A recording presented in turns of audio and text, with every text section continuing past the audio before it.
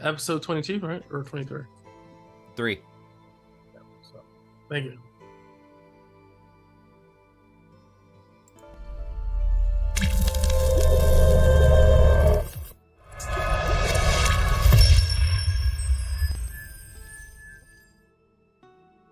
All right, we're live. Welcome, guys. Welcome. This is Dithra 1001 Shards, episode 23, 23rd session.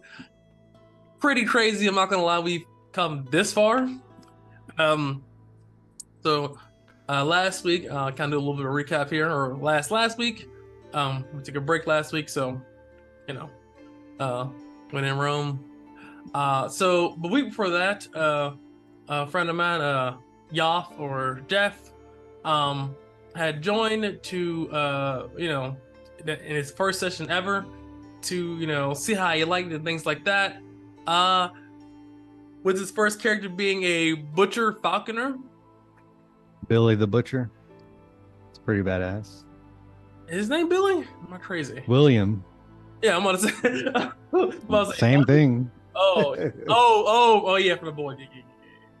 No, but he started off leaving Trojan Batar, the local butcher, to have a delivery to the Crimson Dawn. Upon doing so, he had a quarter of a cow, traveling with this falcon cock to the boat, which doesn't have a name.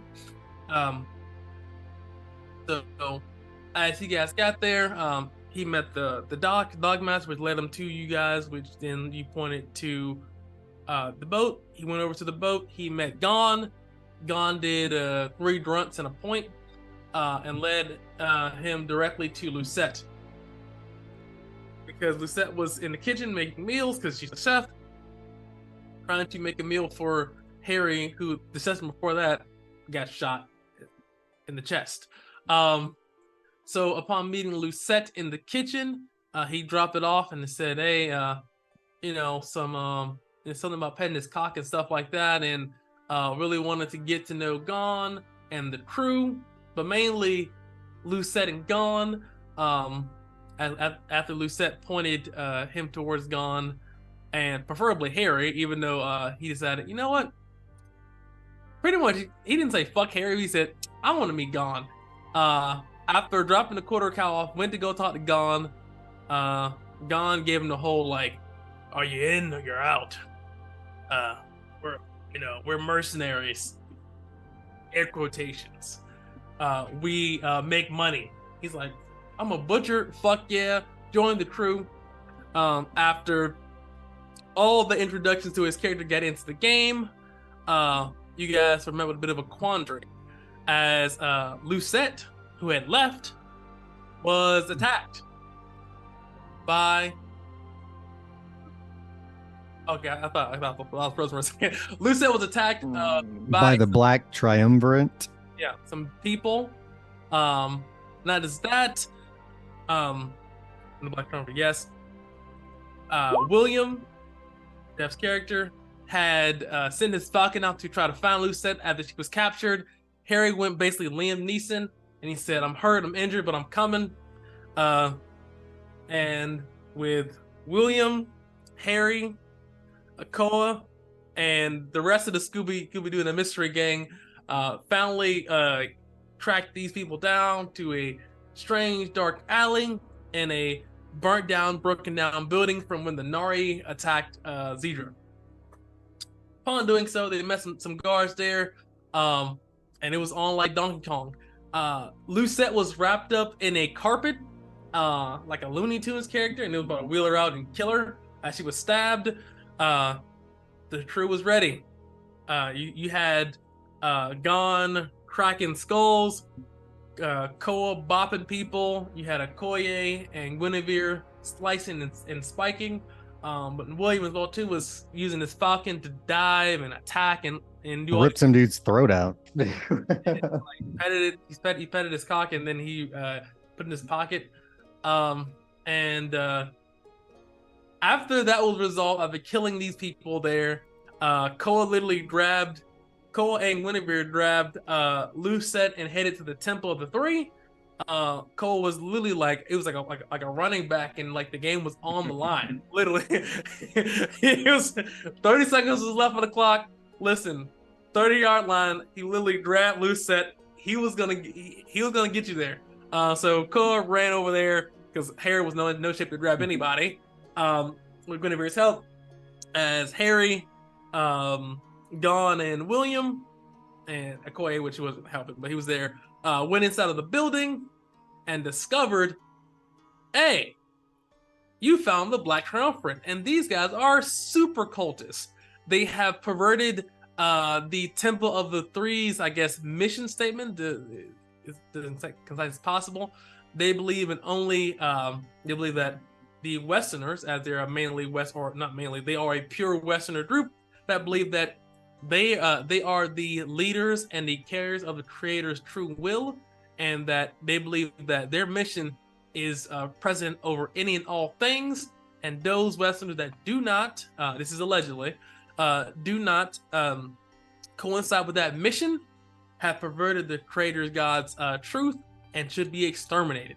That's one on the street from Harry, and they've done a lot of exterminating because you found like 31, I believe, Westerner people that were kill confirmed in a barrel and boxes outside and inside of the place as well too, and a mountain of trinkets and treasures. So these guys are professional. They're not your rinky-dink everyday mercenary group. These guys are zealots, and they're trained. So after this happened, you guys realized that one, Harry, who is a Westerner, is in danger. Guinevere, two, is also in danger. And you guys decided to say, you know what?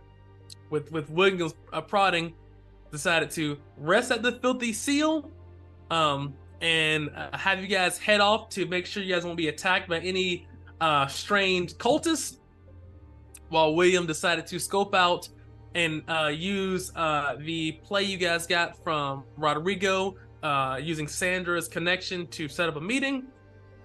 After Sandra threw about like 2 to 6 plates had gone. So as you guys left, Nat She's was never falling. gonna get over that. She has a fun. She has a slush fund of plates. Literally, it's like a 2% thing. But after you guys left out of sea, nothing happened. Pretty much, you guys were to see. Well, William, 8 o'clock happened. He's like, okay, the meeting is going down. It right behind the Filthy Seal, right between the dark alley where dirty deeds are done dirt cheap at. This is this is where dark shit happens. William decided, you know what? My Falcon's stealthy. I'm pretty stealthy too, right? And so that nat 20 hit him, and I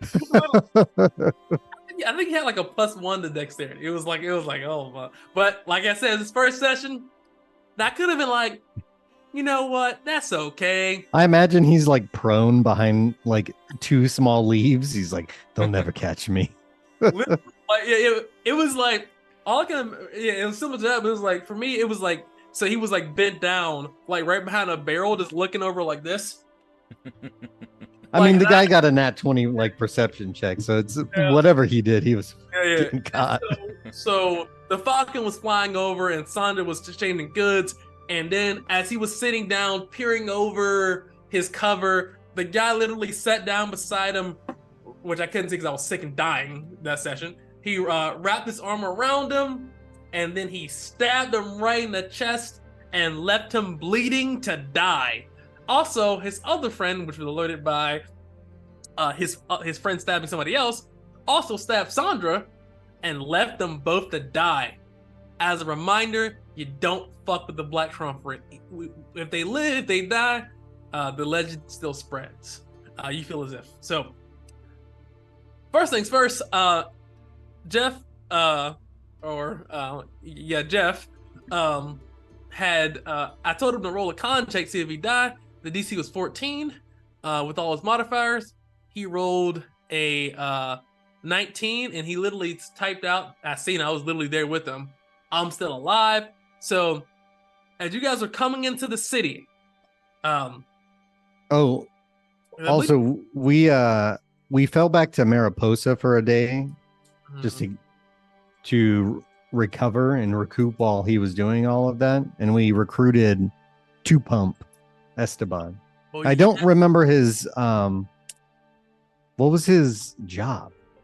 He was a Was he a merc? he was a mariner and an outlaw. Remember? No, that's I literally said I don't remember. No, I mean, it doesn't jog. I don't remember, honestly. No, but I'm like 90% sure.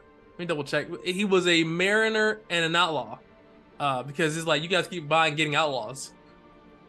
I don't remember. I think it was something that we didn't have, but I could be wrong.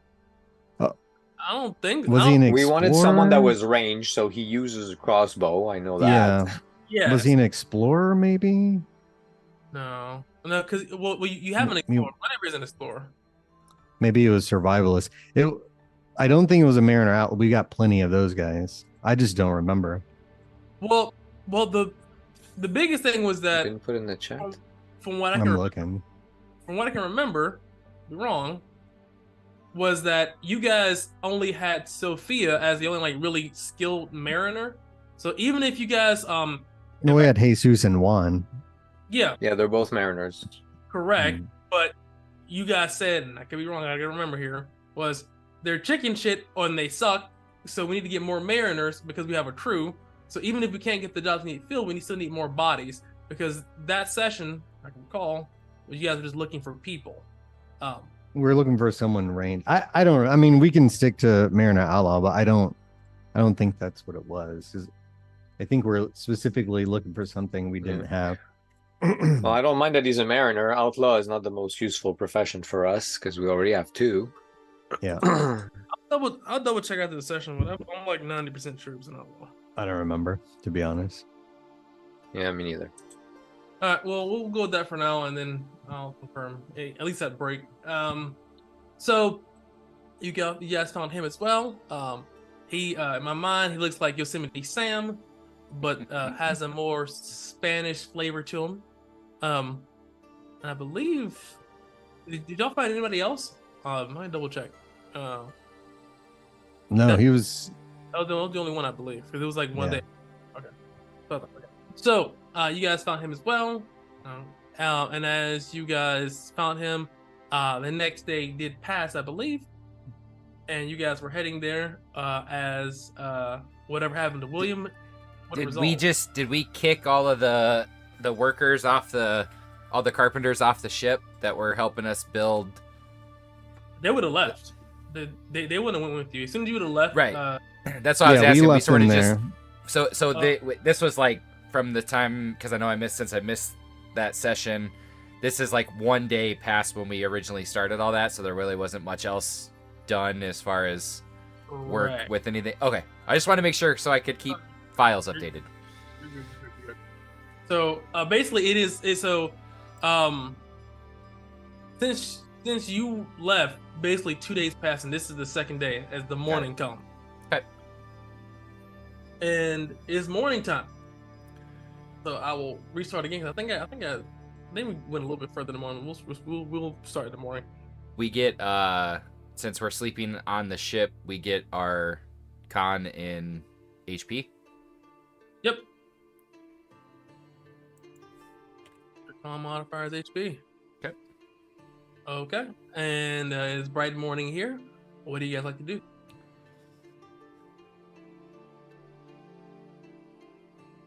Man, I'm sorry. I'm sorry, what guys. shape am I in? My head's just kind of in a little bit of a haze over these last couple of days. What's the plan here, guys? We were just recovering. We headed to Mariposa to recruit some people and sell some things. And we were recovering because of that damn cult. Oh, the cult. Oh. Another one. Nari and now these guys? Like, I think the Nari have left a power vacuum. These people are fanatics. They were cutting people's hearts out. Yeah, they're crazy zealots. They're essentially the reason I left the Western Empire, so... Yeah, you don't look like they don't think they liked you very much specifically. No, they, well, I'm not a very religious person. I don't follow a lot of the trends that the Western people like to follow. I'm a man of science. I believe in truth and things that I can measure. And they deal in faith and crazy, cannibalistic rituals. I just don't adhere to that. I spoke against them once, and it didn't end up well for me. That's how we guys met, basically. Aha. It's a wretched thing to eat a man's heart. It is. He cannot pass to the other realm. If I find them, I will kill them. Lucette's one of ours, and we have to protect our people and our name. Hey, Yes. Guinevere, I don't think you're exactly liked in this whole run around either. So, I mean, everyone on this boat's one of ours. So, Yeah, Guinevere would look at you, Koa, and she would say, "Yes, I believe in the three. I don't believe in the Black Trumpet. I think they have perverted the trader's mission for their own selfish gain and power. They're a leech and a curse, and they besmirch the name of the three and us Westerners, and what we believe in. They're a stain. And you know what I do to stains as a leather worker? Rub them out." I don't blame you there. So, Harry, how bad are you right now? I mean, you don't look too good. Well, health-wise, I don't know, what's my max HP at now? Has it come back? How many days is Oh, it's one extra day. So I was at 40. No, I believe it. You needed at least a week. I can recall. Right? Because I said you need like 2 weeks. Right? People got to start taking notes around here. I have no idea. Yeah, I mean, You probably said only like 24 hours. I think I'm okay. He's healed. no, like, yeah, His dick grew too. It's everything. He's No, his I hair was at looks 40 full. max HP, right. which I was really at 45 because I'd eaten some good food, but I don't know if my max HP has come back. It's been Yeah, only a day since then, so Yeah, so your speed was okay. It's coming back to me now. So your speed was halved, and your max HP was reduced by, I believe, 10, for 2 weeks. So that was the big thing about that's what happened with your character. So that is true about the notes thing. I mean, like I said, I do take notes. I mean, like, the biggest thing is that when it comes to personal stuff, that's I can't keep track of that stuff. I keep track of other stuff. No, I totally get it. It happens all the time. I don't remember like how much meals were there. What the hell? The price is raised. I'm like, yeah. No, You guys got the. Like I'm pretty like so for me. I think the interesting. I'm pretty good about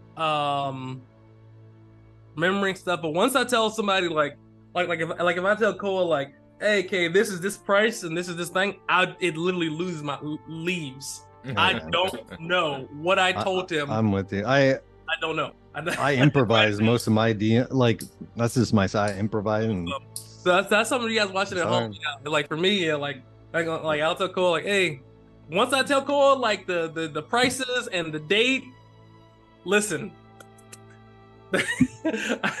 that's it. So but it is morning. So we'll go for that because I'm like 90% sure it was 2 weeks in for that. So we'll go with that for now. Like I said, it doesn't affect how you shoot or anything with your fine motor skills in your chest. It just hurts like hell, and you're pretty slow. All right.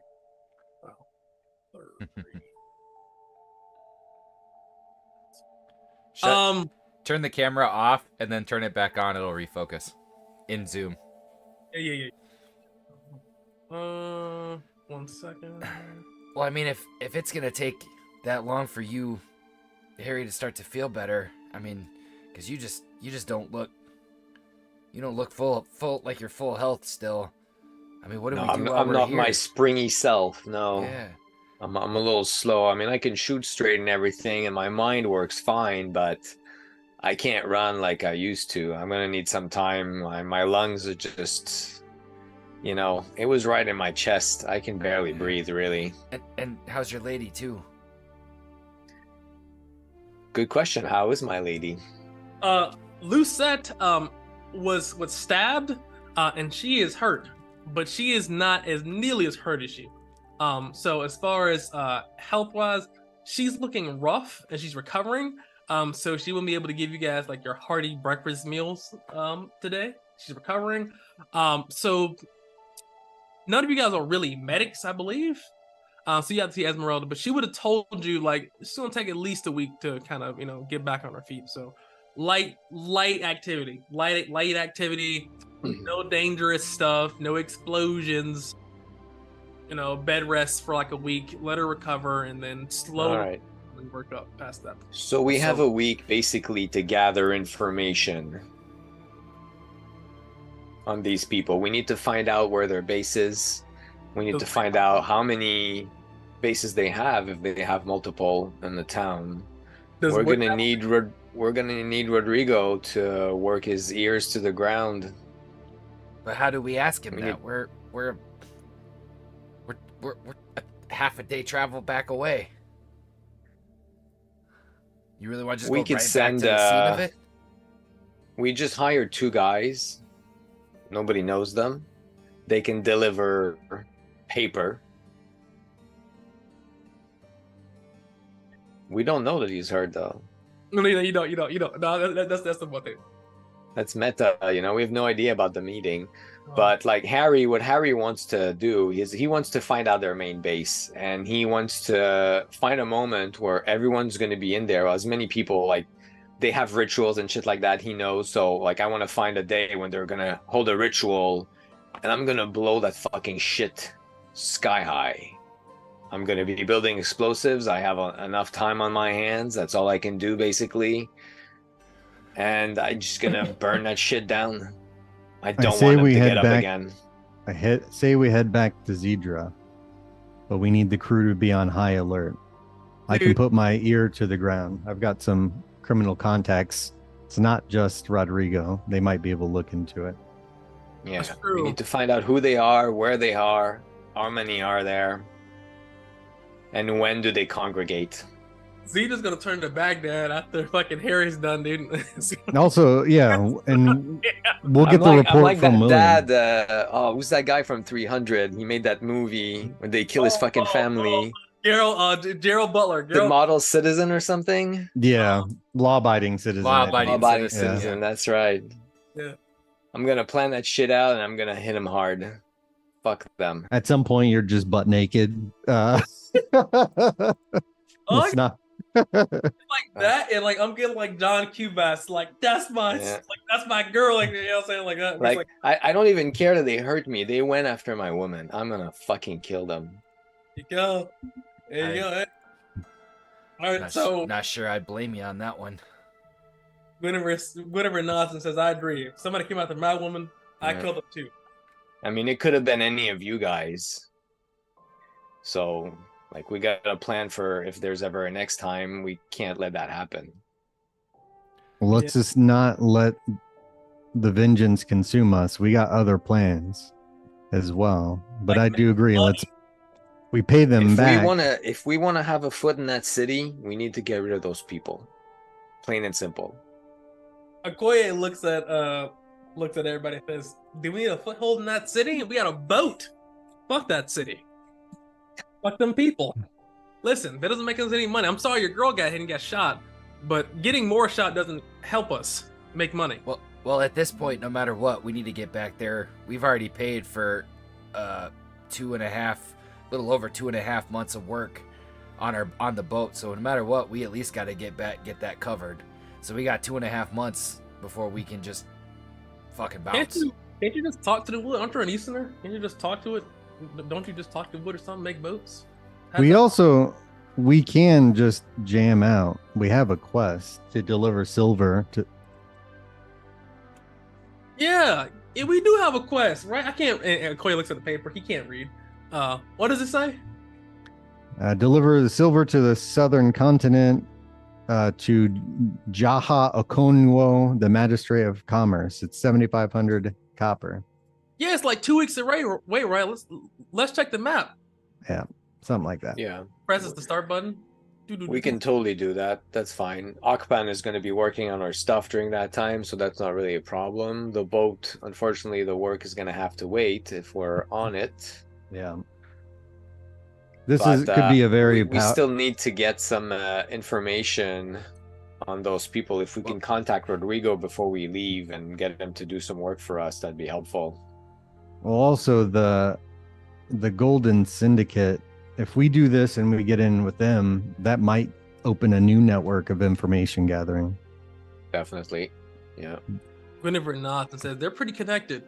And if we're trying to make money, knowing merchants would be helpful. But Guinevere turns to you, Harry, and says, "They did shoot your girl. And you gonna take that lying down?" We can get vengeance, but in due time. Yeah, I don't. She's foyer. Blind vengeance is not going to help us. We can go and strike and maybe do some damage now, but what I want is to destroy the infrastructure. You have to kill it at the root. Never hurt anyone again. Guinevere nods and says, "Well, I agree." And he says, "Listen, if we kill them, I am a cleric and a worshiper and disciple of the three. And they take the hearts of their enemies, then we'll take their hearts too. I don't eat people, but I think it's symbolic. It's pretty symbolic to die the way that you kill people. Justice, is what I say." And she looks at you. Yes, it'll be sweet justice. And you all know as well too. In those bodies, it wasn't just like adults. It was like men, women, children. We saw the clothing. It was like full families. They just killed anybody. And if what they say about vengeance is a dish best served cold, we shouldn't just do it in anger or passion. Methodical. No, I agree with you, Harry. We can't let a part of this snake escape because they have other groups elsewhere. They would come back for vengeance. We need to obliterate them. You must kill the weed. They're a huge network. That they're here in Dithra actually is, strange enough. But if they keep this foothold, they'll expand. Well, if you want to use your idea, and you're talking about explosives and red fire blowing whatever it is you're talking about over here. I'm not a chemist or whatever it is. You need supplies for that, right? Yeah, I'll need some alchemical supplies. Right now, they're in town. I don't have enough to keep making anything, but, yeah. So, either way, we need funds. So, yeah. Is the idea, are we going to go back to Dithra? We're going to dock up for the day to get take that silver for the gold syndicate and head out? Yeah, we're already out. It would be going back might be a waste. But where's the gold or where's the silver that we got to pick up to take? We already have it. You do not have it. It's at the gold sending. You have to pick it up from there. You don't have they didn't give you the silver. You say if you're gonna do it, accept it. They'll put the silver in your cargo. They didn't just give you silver. Oh, I thought they gave it to us and we had to do it quickly anyway. All right. I guess we have to go back to Dithra. Yeah. So to clarify as well too, he said whenever because you guys weren't sure when you guys were going to accept it. He says, "Come to me when you guys are ready to go. I'll give you the silver, and then in 2 weeks is when I'll expect you guys to return." From the day we take the silver. 4 weeks. It takes 2 weeks. 2 weeks. Yeah, yes. But it's from the day we come and get the silver, basically, because he said it was kind of like an open quest that if we do this, we get in. It's possibly more later on. Yeah, Dithra is this in Silver Hills known for the silver mine, so you don't think this is a one-time thing if you don't want it to be. Yeah. So then the other, the two that that you guys hired here in Mariposa getting here, we picked up 2 new people, right? We only hired one. Oh, we got enough beds for them, so we're okay. Because otherwise, we either got to get bunks made or people are doubling up and sleeping on the floor at this point. Right. So because you guys have one cabin room built? We have a 1 cabin room that sleeps 4, and then we have 6 individual rooms. You guys have what, 10 people now or 11? That's 10. Yeah. 11. Oh no, that is 11. We were full. Yep. So someone's Double bunking right now. well Lucettes in my bed. Lucette. So we have 10 because they're Lucette and Harry sleeping together. So you guys are at full capacity. Yeah. So right now we're at full capacity. So if we get any more people, they're either doubling up or people are sleeping on the floor. And the bunkhouse, the extended bunkhouse, is a 2-week project. Probably could be cut down if I'm helping them. We could get a child. What happens in the last? Harry, if you want to get a child, I'm gonna let you and Lisette have the conversation about that one. Did I ask Steve about those kids? Everybody on the ship pays their own way. If he ain't working, that's coming out of your pocket. It seems the definition of fuck those kids. That baby's not working. Fucking gone. That baby's useless. Pay for that baby. Child labor laws, God. Child labor laws. I'm 14. Not in the fucking silver here. That's called free labor. That's why people have kids. Right? Back in the day, I mean, those farmers won't have 9-10 kids for nothing. No. Because I'm building up the workforce. Say, dude, this cabin is not going to build itself. I need Jebediah, Hezekiah, Jonas, all of them.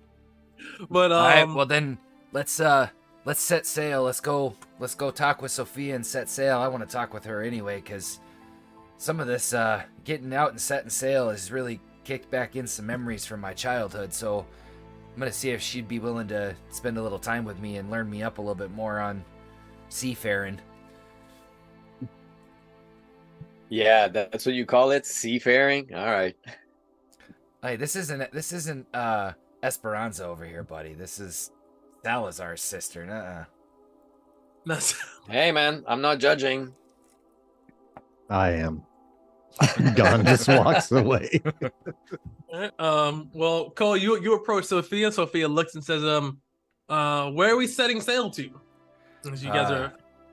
Well, the idea right now is we're gonna have to set sail back to Dithra, but it's gonna be a short stop. We're gonna pick up a load of cargo from the Gold Syndicate and head on down to from there. Oh shit, I can't remember. The red. Okay. It was the red something, right? Here. Yes. No. Well. The Red Sands is like Red Sands in the southern continent. Yeah. But it's here. The northern. No, but the town though is Sarissa. Yeah. Sarissa. We're gonna pick up a load for the Gold Syndicate and take that month, 2 weeks there, 2 weeks back ish. Head down to Sarissa in the Red Sands and drop a load off for him and start to head on back, depending on what we find while we're there. So for now, we got the half day back to Dithra so we can pick up the cargo. Yes. So for everybody's notes, the quest is delivering silver from the Gold Syndicate in Dithra to Sarissa. It's a 2-week journey. 2 weeks there, 2 weeks back. Whatever you guys pick up, and it was 7,500 for the quest. So yep. All right. So, and I did actually want to ask you a little bit of a question here, Sophia. You know, when I was a kid and at least a young man before making it here, I did spend a little bit of time on a boat. By no means am I going to say that I'm any sort of mariner, seafarer, not that knowledgeable, but I was wondering if you'd be willing to, we got some time out on the water, teach me a few things. Oh, yes. Do you have anything to trade? What would you like? That's the bigger question. She smiles and says, I'm not into the more carnal pleasures like my other captain friend. She looked at you and smiles. Word on the street goes by pretty fast, Koa.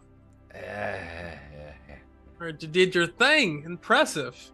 But the first thing about being a mariner, I'll tell you this. You don't shit where you eat. Don't. I learned that one a long time ago. Careful with your semen. You don't. Mariner. It never ends well, ever. She looks at you and she says, that's the first tip. That one's free.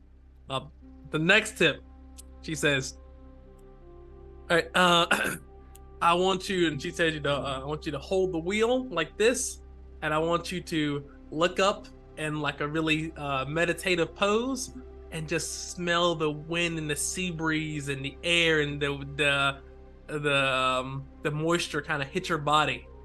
Then I want you to let go of the wheel and hold your hands out like this and feel it. Feel it. And then she like does a imaginary gesture of like cupping male genitalia. You gotta feel it in here. You gotta feel it in here. I don't have that, but figuratively, you gotta feel it in there. You gotta feel it in your core. To come up there. If you can't feel the boat and its motions, you'll never be a good mariner. You see Juan and Jesus? Yeah. She's standing behind him, right? When she's saying all this? She is literally like standing behind him. Like, have you seen Titanic when like... Oh, that's exactly what I posted. That's literally what is running through my head too, yeah. So like Cola's like this with his hands out like this, and Sophia's like, listen, you gotta believe. See, he's holding his waist. It's like that. You gotta believe. You gotta feel it. The dreadlocks are starting to flow back off of his head. like in my mind, like Cole looks like Troy Polamalu, so it's like Troy Polamalu and like Sofia Vergara just doing like the Titanic scene, and like Sophia, she's like Jack, and he's Rose, he's sitting like this, and he leaves. He's like, how the hell? I don't know how that didn't help me at all. It's like I think I feel it, but I don't know how to do a boat. Tie a knot, or I don't know what this thing is called. Yeah, over here. Feel it. So she would walk you through definitely the basics to explain like how you became a mayor and stuff like that. If that makes sense. Yeah. But because like I said, she is a master. She is considered a trainer. So if you want to pay her for her services, she can train you. Yeah, is it for just a level? If I'm remembering correctly, it's 500 copper for like one of the. No, it's like whatever the hell they're called. No, he means the skills. You can learn skills from her for 125 per levels. Oh, okay. 150 per level. Yeah. 150, 250, 350. And yeah, so I will figure out exactly which one I'm looking at, but yeah, he'll drop he's gonna drop 400 copper into her hand to train. She said since they have a month on the water, so she says if I knew you can pay me this bill, I would have asked you earlier if you needed training. Because honestly, as an Easterner, you have the sea skills of a baby. But now that I see recently you've been improving, I can call you at least an Easterner now. I was gonna start calling you a Southerner like that Southerner fellow Kawabe, Zalale, whatever else. So damn Okoye. Oh, gotta elongate the lips here. Oh, he like grabs her cheeks for a second, like it looks just those Southern. Listen, too many consonants next to consonants. Let's be, the Eastern tongue is very flowy, very sensual. Southern tongue sounds like they're just rubbing consonants together. You're not completely wrong. But then she says, look at those Westerners too, man. Like so many consonants. It's like, how do you say these names? When you start worrying about the names of lumber, and you have to say things like, Will-O-Wisp and all these other massive consonants, you just kind of get used to it. So above table here, guys, I've been filling out a lot of the Black Convert and stuff like that as well too.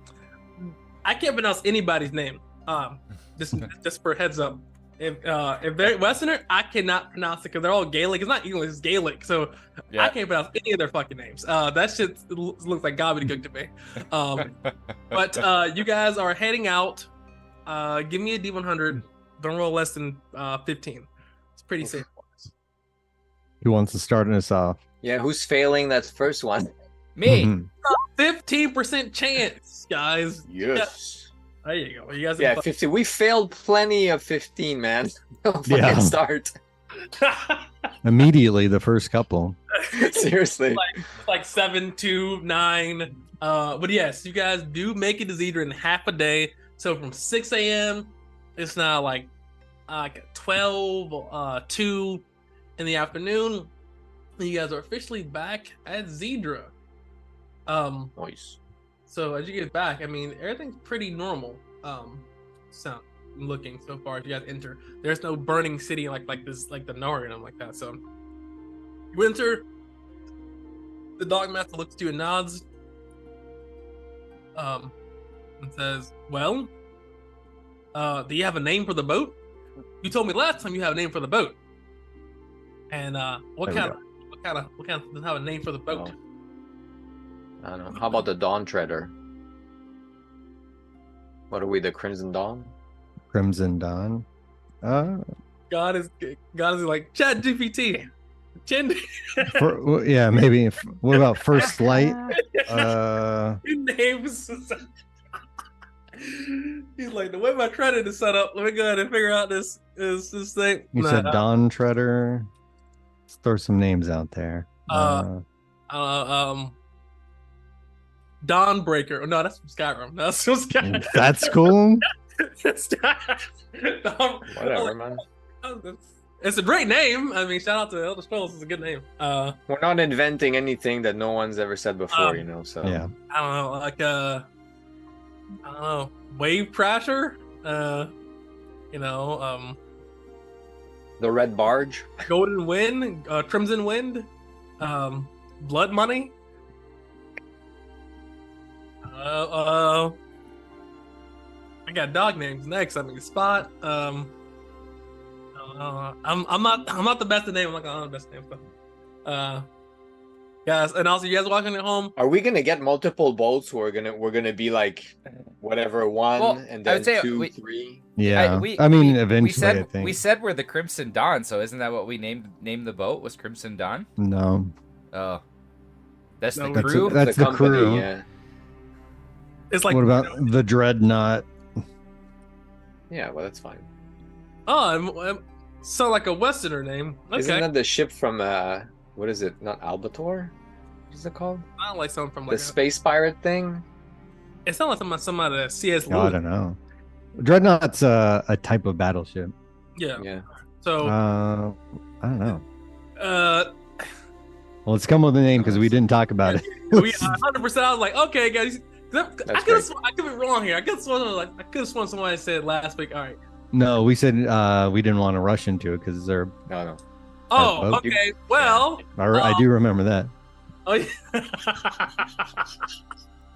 Okay. Well, the dot match says we'll put Dreadnought for now and Crimson Dreadnought, and we'll go from there. And if you want to change it, it's a 5 copper fee. It's fine. You'll live. So you guys go to Zedra, and you guys are here. What is the first thing you guys are doing? The city seems pretty calm and peaceful. Yeah, people are, So we need to go to the Gold Syndicate for them to start putting that shit on our ship right away, but we need to see Rodrigo. I want to buy ingredients, and we are going to warn Okpan that we're leaving. I will hit it up, talk with Okpan. I mean, I'll see if he happens to have either the last helm or either of the 2 bronze brigadine done. Those are the only things we're still waiting on.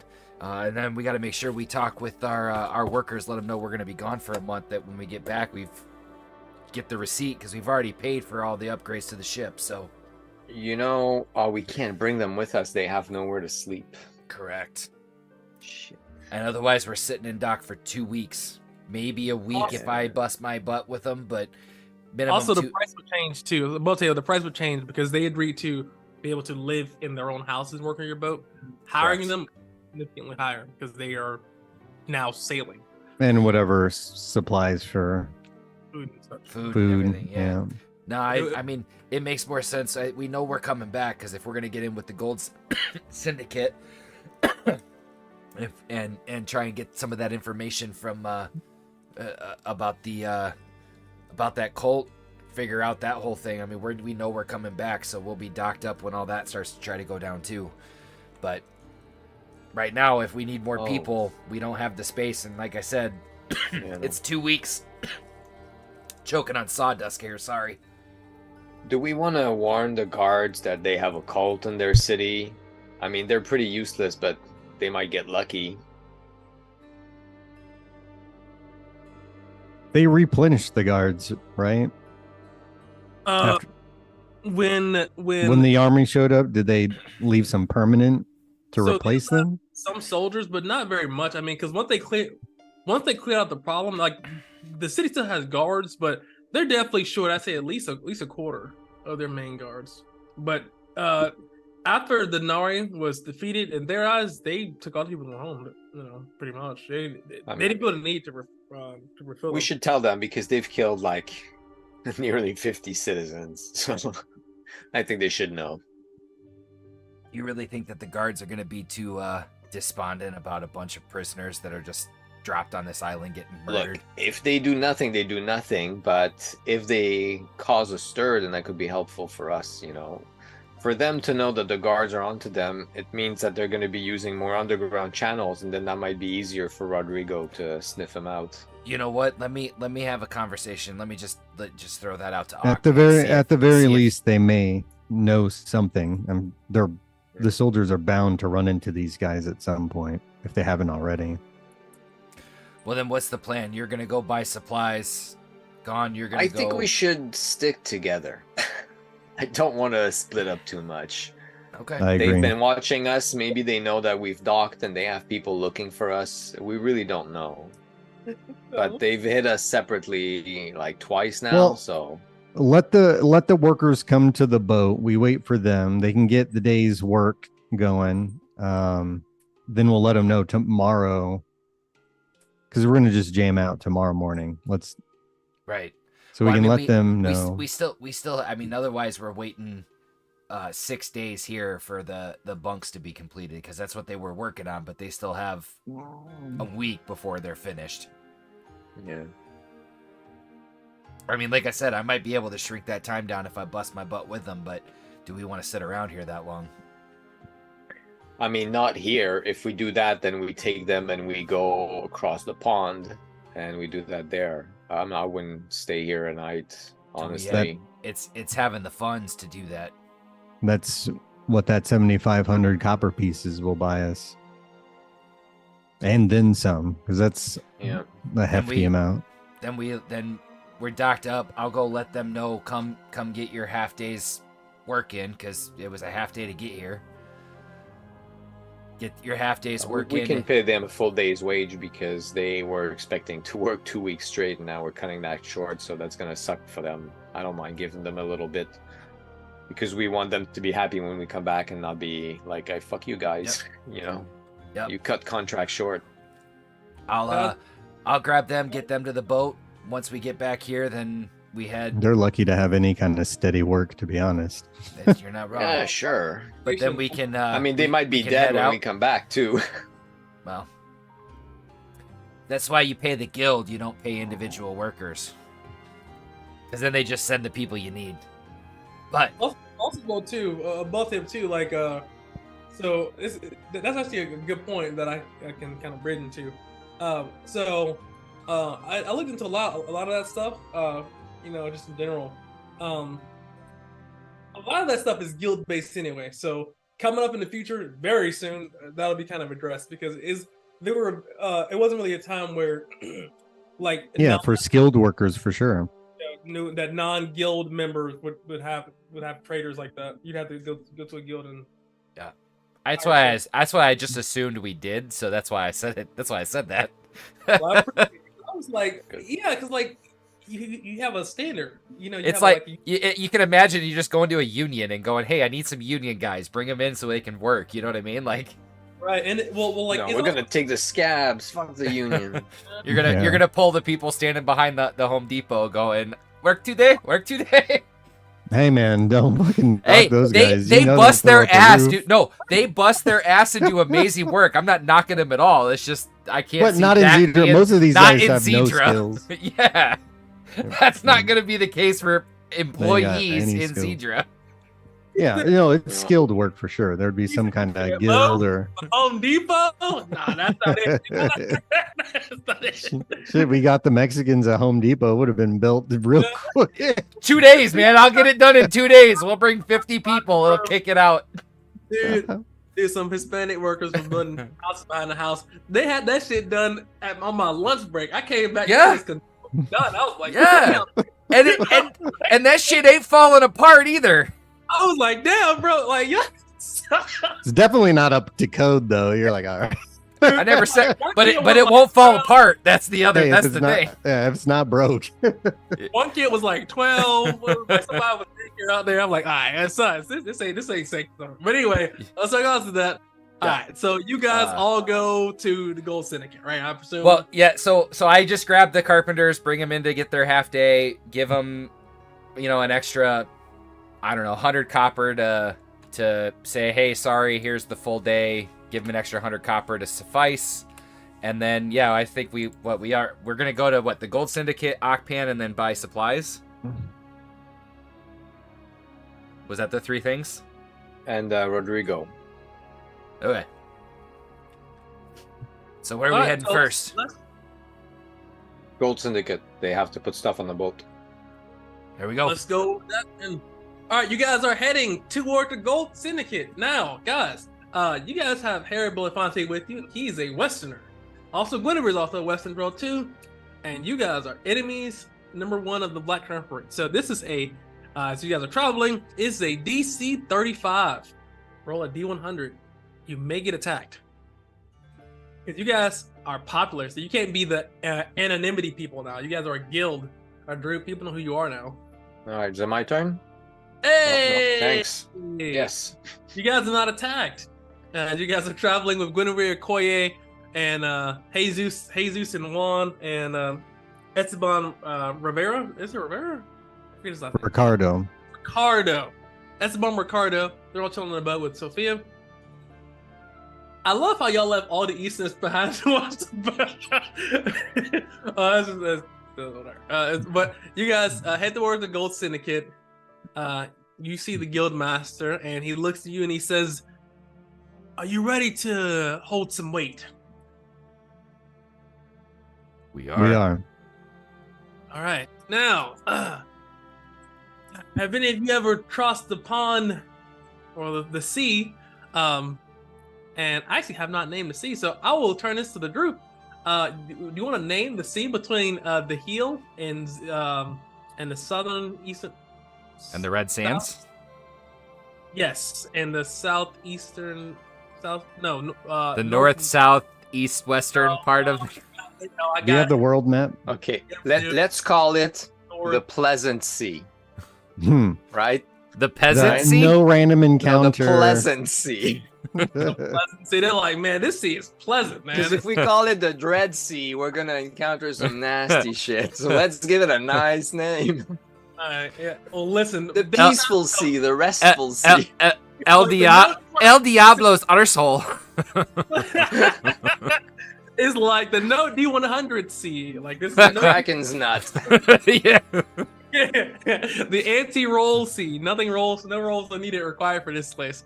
But we'll come back to that. But yes, he says, have you been to that sea while you guys are, have you been there? Have you traveled there by yourselves? They look at all of you. Well, he does look at all of you. Which, no, you haven't. Above table. Not yet. Well, or Navigator has it. I'm yes, assuming. but yeah. You guys have talked to Sophia, at least Koa No, but had. we tell them, like, no, our ship's navigator is not here, but We- she has been there. She's a very competent sailor. Okay. Well, So she claims, but we are not dead yet. no, man, she got. Oh, She, so- yes, You're so pessimistic. So far, she's been good with seamen. not as good as the captain that Koa like that, but she's the best captain on the boat. I mean, on the crew. He's the best captain in the crew, that's for sure. Yeah, I mean, That bar's low, though. she took all Turns out Koa's she's also the only captain of the crew. So crew, man. True. It's for the crew. But he looks at you all and says, "Be careful and be safe." just be careful. Pirates and such are those Eastern pirates. They're a rowdy bunch. And he looks at Koa. They're known to take things that don't belong to them. Look, I know my people are opportunistic, all right? It happens. Not all of them do that, all right? He looks at you and he says, "Uh-huh. Yeah. Uh-huh. Well, good thing, you guys are pretty diverse." And he says, he looks over to Okoye and he says, "Make sure my shit doesn't get taken." And he looks over at Gon and he says, "Yeah, you Northerners are pretty stoic and stuff. So just make sure my shipment gets there. And when you get there, make sure you see Jasmine, Zena Nwele." So the chat. What? Yeah, please. Purina 1. We switched and wow. I know it's proven natural nutrition is helping support Charlie's strong. Publicity. See differences Do you know, girl? Do you know? Purina 1, a difference. Okay, hold on. Jeff is Zika Nwele. Hold on,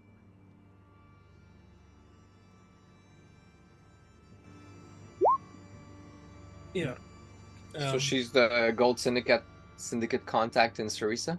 Yes, once you see the Dogmaster and Sarisa, just ask for Jasmine Zika Nwele. That's gonna be a Z. I'm sure no glasses. But Zika Nwele. Yes. Find her, tell her I sent you, and make sure, and he pulls out a card, and you see on the card, it's like a metal, like a metal kind of, it's like a metal card. It's maybe like a half-inch thick, maybe. And you see on the card, it has a special pattern. Cole, you're a metal worker. Why am I not? Oh, my camera fell because I fucking was dying laughing. The fucking activity commercial, whatever. But Cole, you know that Gold Syndicate members, specifically because you're a metal worker at this point, go to the have a unique contract with the Blacksmith Guild, the main ones in all the continents, specifically in the West and South, to specifically make a unique pattern that can only be created or recreated by people that have the mold for Gold Syndicate members. Yeah. People that are in possession of this that do not illegally are known to not end up alive for a very long time. So he hands you this and he says, "Make sure you give this to Jasmine. Has my name on it and my reputation." We want to make sure that we keep this safe, gentlemen. Yes, and ladies. Whenever nods, yeah. You don't want to cross the Gold Syndicate. I heard they, I've heard some stories. Well, we're in possession of merchandise. Yes. So he says, without a reason, won't be good. This is our reason. And he says, the shipment should be fully stocked in maybe like 2-3 hours. But he has some people out there coming to your ship. All in one trip will be on there. So you have to make sure. We'll talk to your people. So, well, he wouldn't know. Whoever is navigating your ship to, authorize us to obviously drop goods in your ship, and should be done 2-3 hours tops. So, remember, you have 4 weeks. I'll even give you an extra week in case you guys get ambushed or attacked or your ship gets wrecked. But it takes 2 weeks there and 2 weeks back. So no hooky, no fantasy rides, no I think it's treasure over there. None of that. You've accepted the quest. You want it back here, or I don't get a missive from Jasmine, and at least 6 weeks. Then I'll consider my quest has been null and void, and you better hope you're dead, because whatever happens, it'll be worse than death. I promise you. And he turns and he flaps his coat, flap, and he leaves. Well, he goes this room. Any other questions as he turns and leaves? Slow motion. Gentlemen, I think we have our Our orders. I look at Gon and look at Harry. Koya looks at you all and says, "We're about to get fucking paid." That's definitely the hope, isn't it? Are you excited for this, man? We're gonna make some money. Without any real danger and stuff, you know? We just gotta make sure we don't get attacked. Whatever. Well, Yeah, 2 weeks at sea, no Sure am. real danger. Sure. yeah, it's... Okoye, we can't even walk the street without finding any danger. I'm gonna be honest with you. I think it's because the smart guy. I think he attracts danger. When's the last time you'd been in your homeland? What can you tell us about that place? Okoye looks and he says, "Well, I'm not from the Red Sands. I'm from the Center Plains. Hold on, have his town name.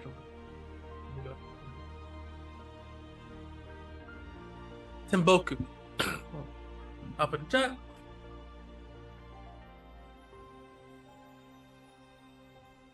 Timboku. Do you have any stories about the Red Sands? Well, the Red Sands. Well, he did give you the full details. So the Red Sands. I know all the regions of my home country. So the Red Sands are notoriously hot, unbearably so. That movie is. He'll show you on the map. So the average temperatures in the Red Sands. I'm not really a huge Celsius guy, so I think like 42 Celsius, like 118 on average. So like Arizona, air quotations. Not on average, and people would die during the summer for sure. Well, it's more dry. It's not the humidity isn't. It's a dry heat. Hey, listen, 118 dry. Dude, 118 is 118. It's still hot as balls. When it's that hot, it can't be wet. It's just there's nothing dry or nothing wet. So, what he would tell you is, so unlike here and a place like in the West, whatever like that, a lot of the creatures and animals that live there are mainly lizards or reptiles, and they're very, very big. The Red Sands are known for their giant tortoises, and we use those as transportation over even camels. I've heard there was scorpions like the size of horses. What's a scorpion? It's also dinosaurs. Big thing with a sharp thing on its tail that'll hit you with it and kill you. I've never been attacked by a scorpion, but I know they exist, and I know they're there. But the big thing is that what's cool about the Red Sands is that how everyone is fed and how everyone stays hydrated is because of coconuts. There are a metric shit ton of palm trees that grow coconuts there. And the giant tortoises there eat the rinds of the coconuts after being drunk.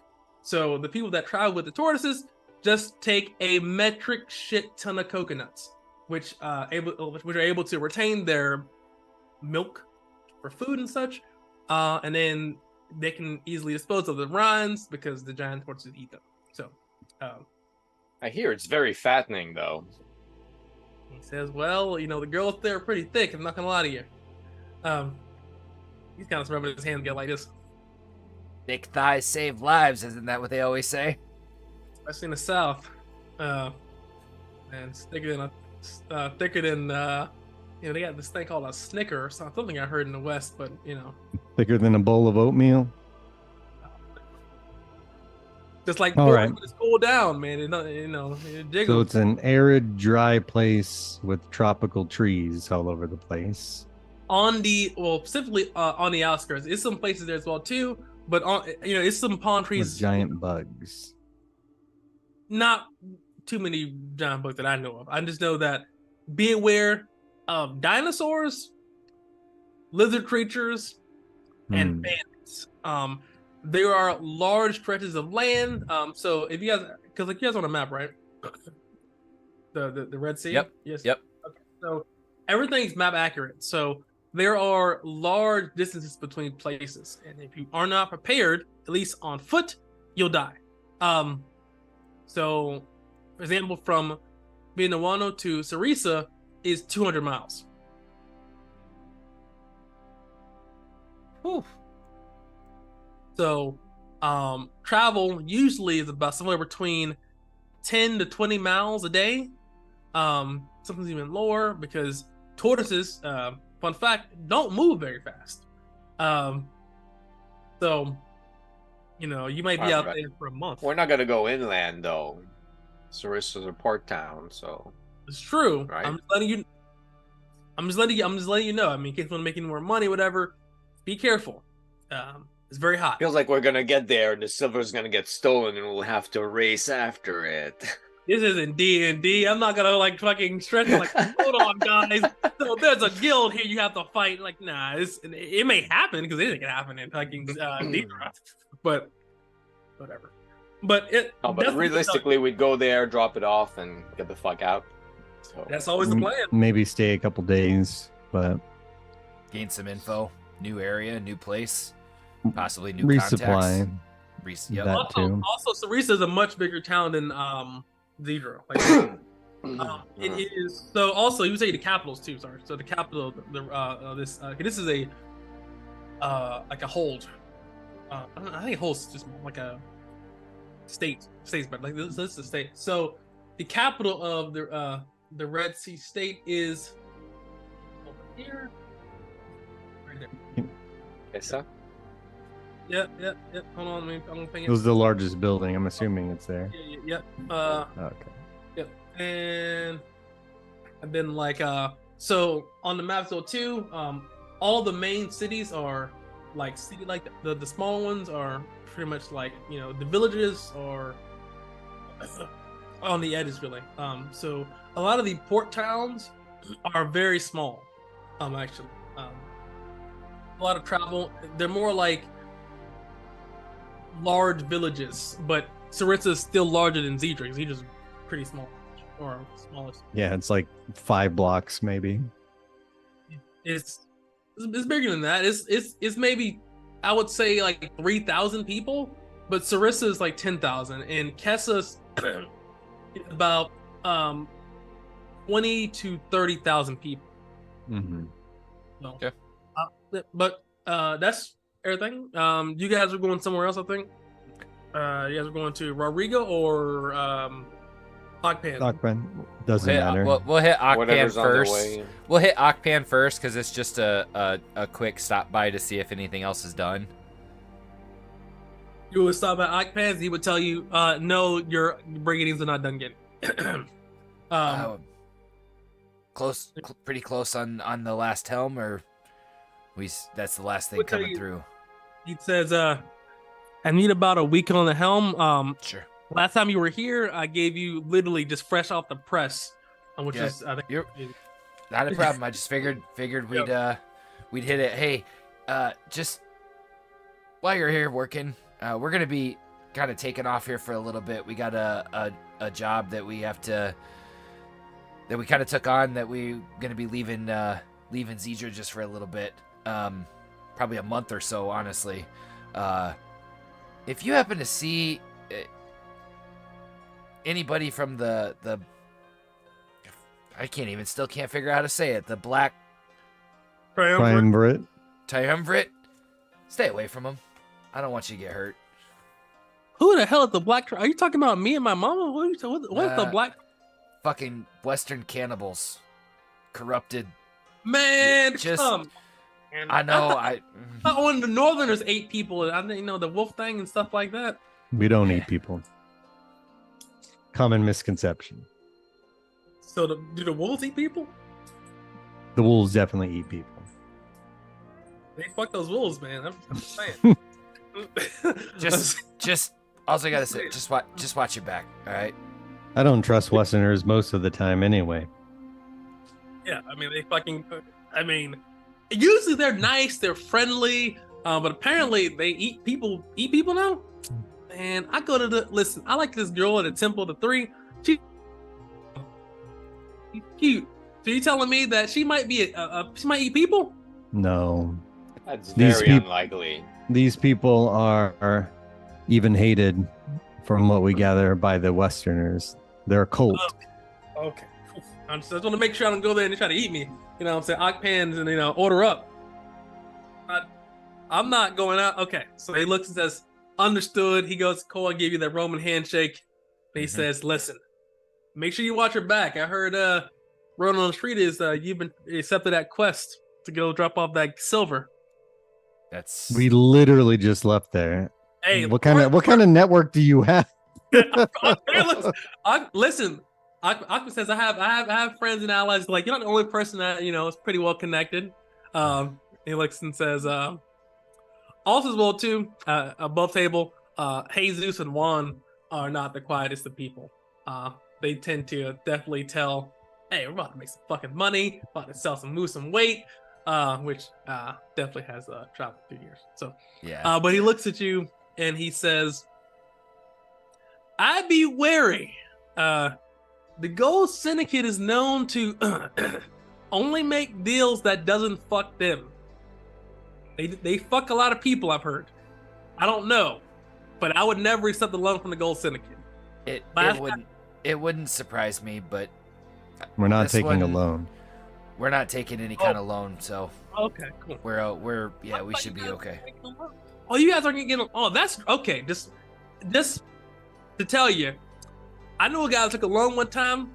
He had a 37% interest rate. And they had to repo his car. Listen, the last guy that I know that got a loan from the Gold Syndicate, he ended up as an indentured servant, and I think that motherfucker is still working. And that was like 10 years ago. No, we didn't take a loan. We're Be careful. Those work camps they got out at Kessa is crazy. We don't trust anybody that we work with. Even you, Okpan. It's my personal philosophy. I don't trust nobody that fucks fools either. Listen, it's mutual. Only thing that I trust in this life is coin. Everything else. I don't even trust coin. That's why I bite it every time. Every coin. Every bar. He's actually not wrong. I've watched it. I've spent a lot of time here. I imagine Okpan's got no teeth, or they're just ground down. And he has metal teeth like he's from Florida. This is my payment biting tooth, and he just has this bronze, gold capped. The bronze tooth, like he's from Florida, has that gold tooth in there. He's like, So you can imagine. So Koa, you work with him a lot. So literally, imagine him getting a work order from the guard. It's 1,000 copper pieces. Every copper piece. Payment takes at least 20 minutes. You gotta send out you have to send a guy out there that's a runner to pay for your goods. But well, it's good you guys paid in ingots, so you didn't have to bite too much stuff because 30,000 ingots or copper pieces.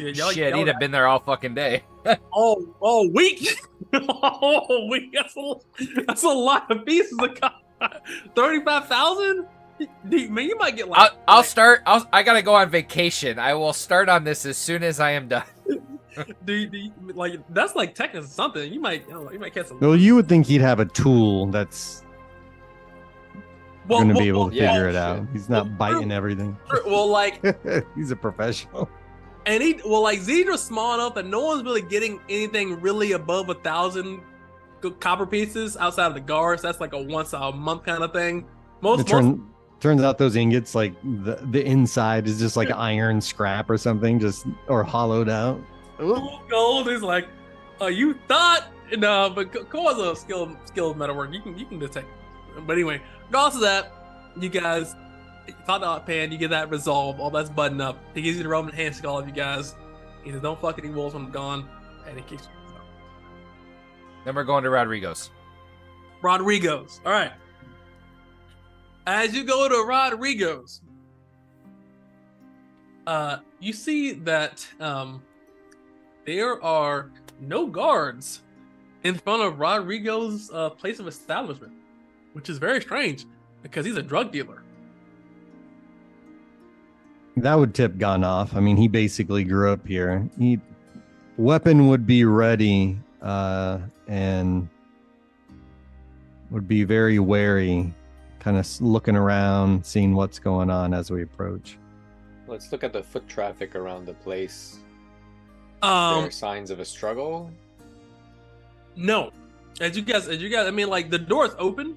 You don't really see any super signs of a struggle. You know, there's people inside of the place, but it has a pretty somber note to it. No one's like really like, you know, like the Filthy Seal is a very lively place. You know, girls and men are doing inconspicuous PG NC-17 things, and all kinds of such, and pretty much daylight inside of the building.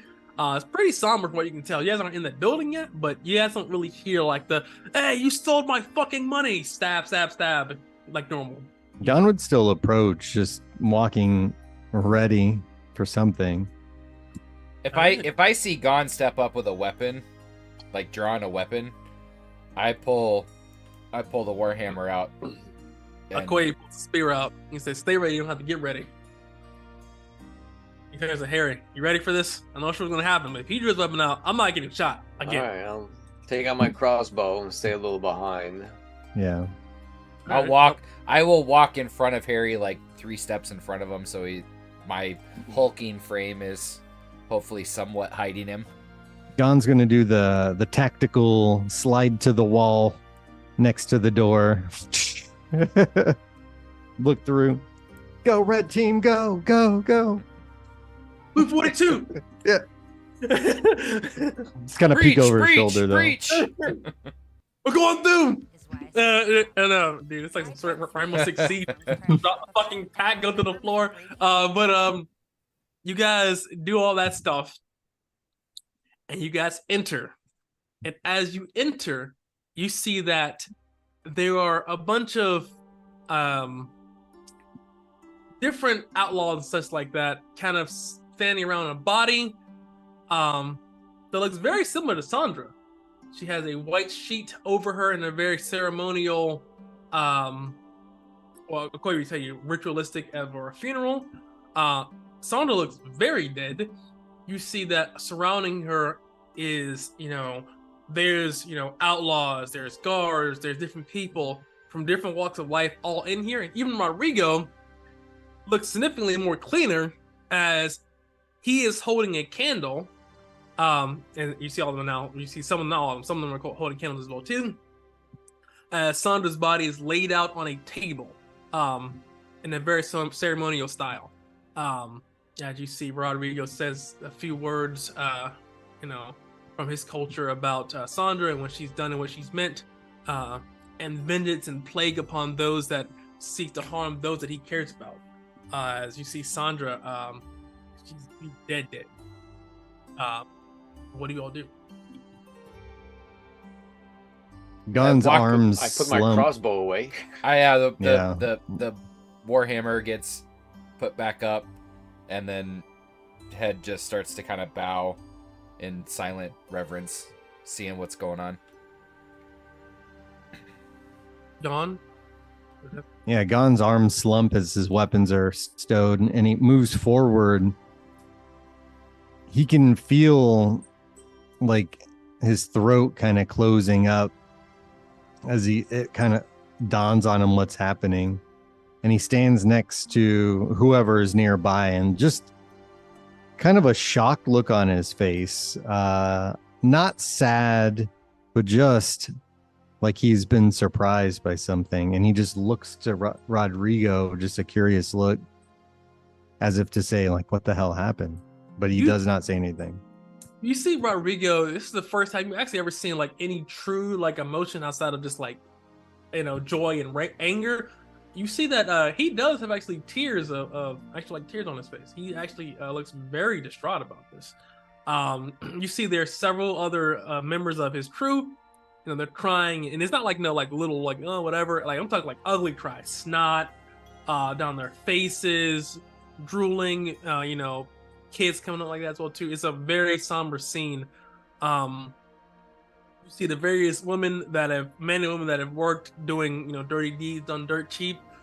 For Rodrigo, they all kind of try together and hold each other as they tell tales of Sandra, covering for chicks that were a little under payment, so that way they didn't get bitched out by Rodrigo.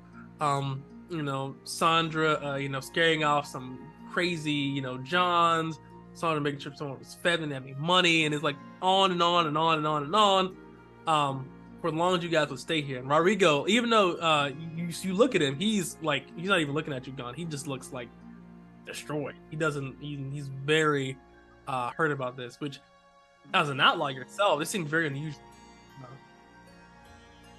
Gon sees everybody's reaction and bows his head too. A little bit of shame, a little bit of regret, but makes his way over to the casket. Is it open? Is she just like lying there in her burial clothes? So she's wrapped up basically in like a burial shroud. Now you guys get closer now. A burial shroud, with her on the table. So the table's like immaculate. She's like this, like under her is like a white sheet. There's various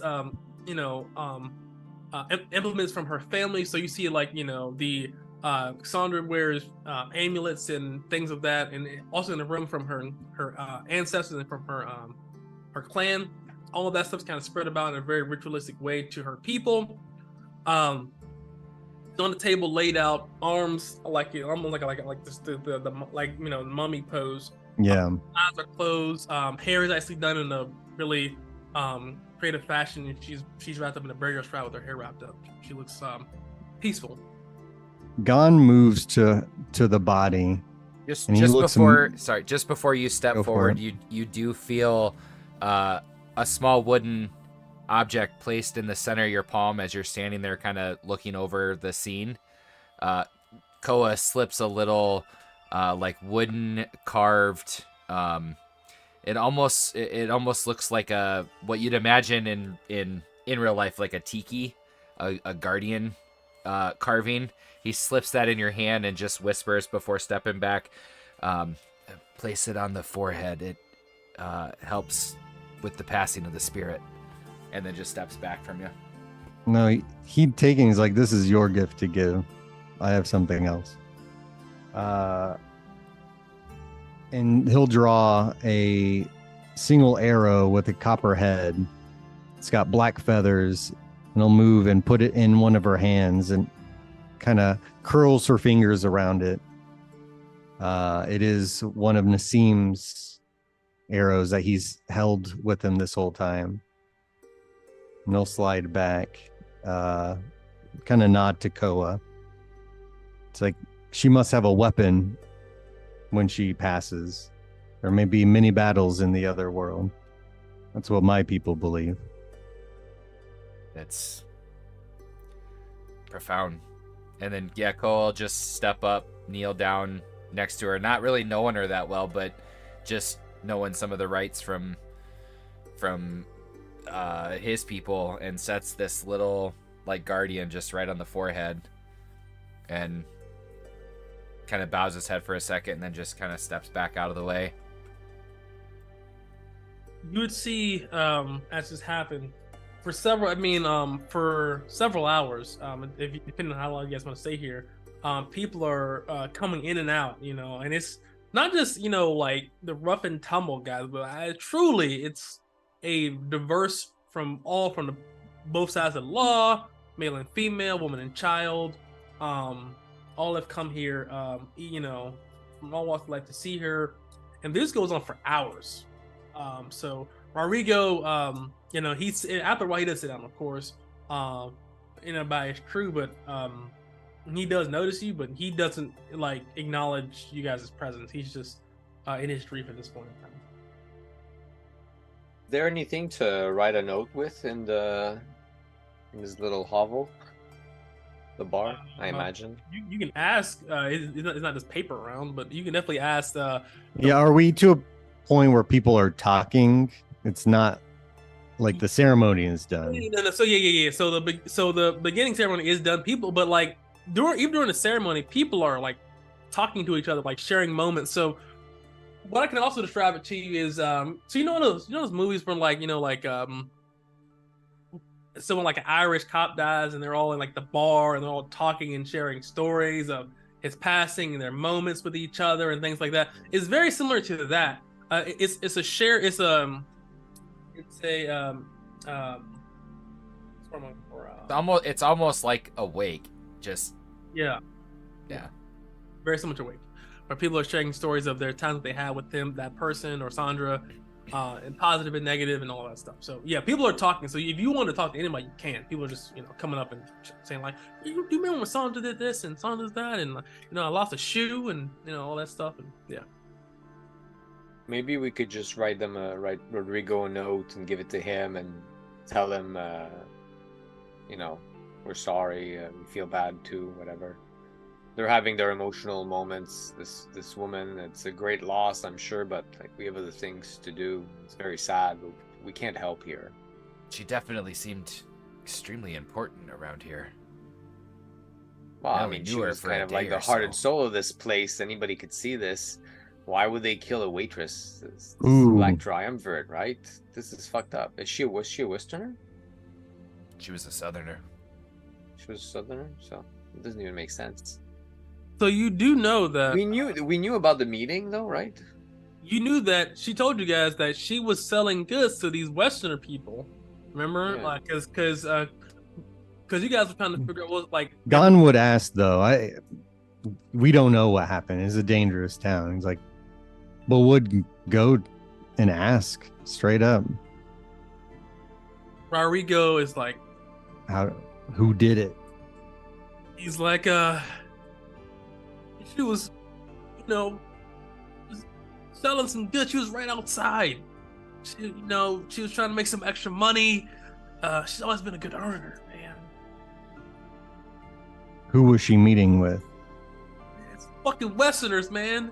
You remember those guys you talked about? You just said you guys were trying to find out who was selling those trinkets. And Sandra told you, some Westerners had, have been selling trinkets for a while. Those motherfuckers. But that Yippee-ki-yay Falconer dude you guys were with. Did he die too? I don't know. We found him bleeding out. We took him to Esmeralda. I don't know if he's dead or not. Fuck him. Sandra's dead. Sandra's dead, man. Listen, she was the first member of my crew. We were on a boat together when we came here. I've known her for years. She's not even a warrior. She doesn't even really do anything illegal. Really. A lot of illegal stuff. You just see Gon just insanely mad. You hear like the creaking of like leather and wood as he grabs the pommel of his cudgel, just white knuckled anger. His forearms are like steel cables. He's just gripping down so hard, just grinding his teeth. He's like, but after a second, he says very calmly, "What do you know about these people? Surely somebody's got something. Yes. They won't get away with this." I got runners out on the street, and I have 5,000 on anybody that can tell me anything about these guys. Listen, I'll give it 2 days. Somebody's gonna talk. It's too much money. And when I find those motherfuckers, I'm gonna take the leader, I'm gonna fuck his skull, and I'm gonna fuck whoever traitor god and whatever the fuck they serve. Sandra, man. She needs to make me cookies on my birthday, man. Look, Rodrigo, this is really unfortunate, and I know that you feel bad for this woman who was partner for you, really soul partner that supported you through all of your business. 10 years. These people, the Black Triumvirate, they're dangerous. I mean, the Nari were dangerous, but the Nari were here. The Black Triumvirate, they have roots everywhere. They're a cult. They're people who live in this town. Fucking dangerous They're too. people who come to this bar. They're people who buy things everywhere. They're just citizens. They look normal. They act normal. They're anybody. They could be everybody. We don't even know. Guess what? I heard they're Westerners. The next Westerner I see that I don't know, I'm shooting. That's it. I mean, that's a policy for sure, but that's not gonna get rid of them. They're like rats. We have to hit them all together. Guess what? They do ritual. They're cultists. We need to find out where they congregate, when they do it. That's when we need to hit them. You can't hit them separately. You have to find out more information. Don't go out in anger. Oh yeah, 100%. Listen, I don't know who you are like that. I appreciate it. Listen. And he like leans in close and he says, listen, I'm a bad, bad man. If I find those motherfuckers, I'm gonna take my foot, turn it sideways, and I'm gonna shove it right up their fucking ass. Personally. You're gonna come on my crew in my territory, kill my fucking right hand, and think you're gonna get away with it. Fuck that. Fuck that and fuck them. Listen. You know some shit about them. Listen. Put an APB out, well not APB. Put a fucking word out to all you and your Westerner friends. Listen. The Filthy Seal does not serve Westerners from here on out. And if I see a Westerner within 50 feet of my building, they will be shot. Tell your mama that. Tell your grandma that. Tell everybody you love that. And now you know too. You're not welcome either. He turns and he looks away and he's like distraught. Yeah, maybe we should put a sign outside. Koa slides in front of Guinevere, trying for him not to notice. He said it very loudly, but everybody can hear. You definitely think that this will be the last time in a very long time that Guinevere probably in hair will be. I was more worried about Guinevere like going after him, so I'm just sliding in front of her to like. Guinevere, Well, yeah. I think we should go. Rodrigo will do whatever he does. He's a hot-headed person. He won't let that slide. We've got a job to do. If we get back and he's not dead, then I know it's taken care of, but Also, Guinevere, as you kind of think about that, Cole, as well too. Guinevere, you see that Guinevere would have said a few prayers. She's a worshiper of three, and she says, you know, may the son and may the child give you that would just piss them off immediately. Right? She doesn't say it loud. You know, she doesn't say it loud, but she does say like when she goes to him and says a prayer like everybody else does. But you guys know her. She's not really. She's very vocal about it. So you would know, like, especially you, Harry. You know the prayer of the three. You know, may the son give you joy. May the mother give you love. May the father protect you. And you know, She goes deep face. I've learned it too. Yeah. And you know, she says that, whispers that, and she goes off and she says, you know, blind hatred won't save your heart, and hopefully you find peace in whatever it is you do. She would have said that and left, because she's not dumb. She knows that, you know, probably is going to be some shit. Especially. Well, if I see her turn though, knowing all the shit that's gone on with it, I'm following her out because I'm not letting her walking outside alone. yeah, that's probably a good idea. I figure he's emotional too, you know, right now, and he's probably not gonna start discriminately killing people left and right, but like until he gets into that pile of Roca Nut out back and you can see Scarface. But I mean, after he's killed a few cultists, like, he'll feel better. So no acuerdo, she look in the morning. Yes. So as you guys definitely, you know, leave after some time, I would say at that point is nightfall, because you guys got there around 12, went to the guild, and they set that up for an hour, and then here you guys would have been here for at least like 5 hours. It was like a whole like big thing. Everybody talking, you know each other, stuff like that. So yeah, I'd say it's like 7-8, and at the 7-8 we'll take a 15-minute break. We'll see you back in 15, guys. Appreciate it as we see what the party shall do after knowing that Sandra, one of the greats, has passed. So, see you in 15.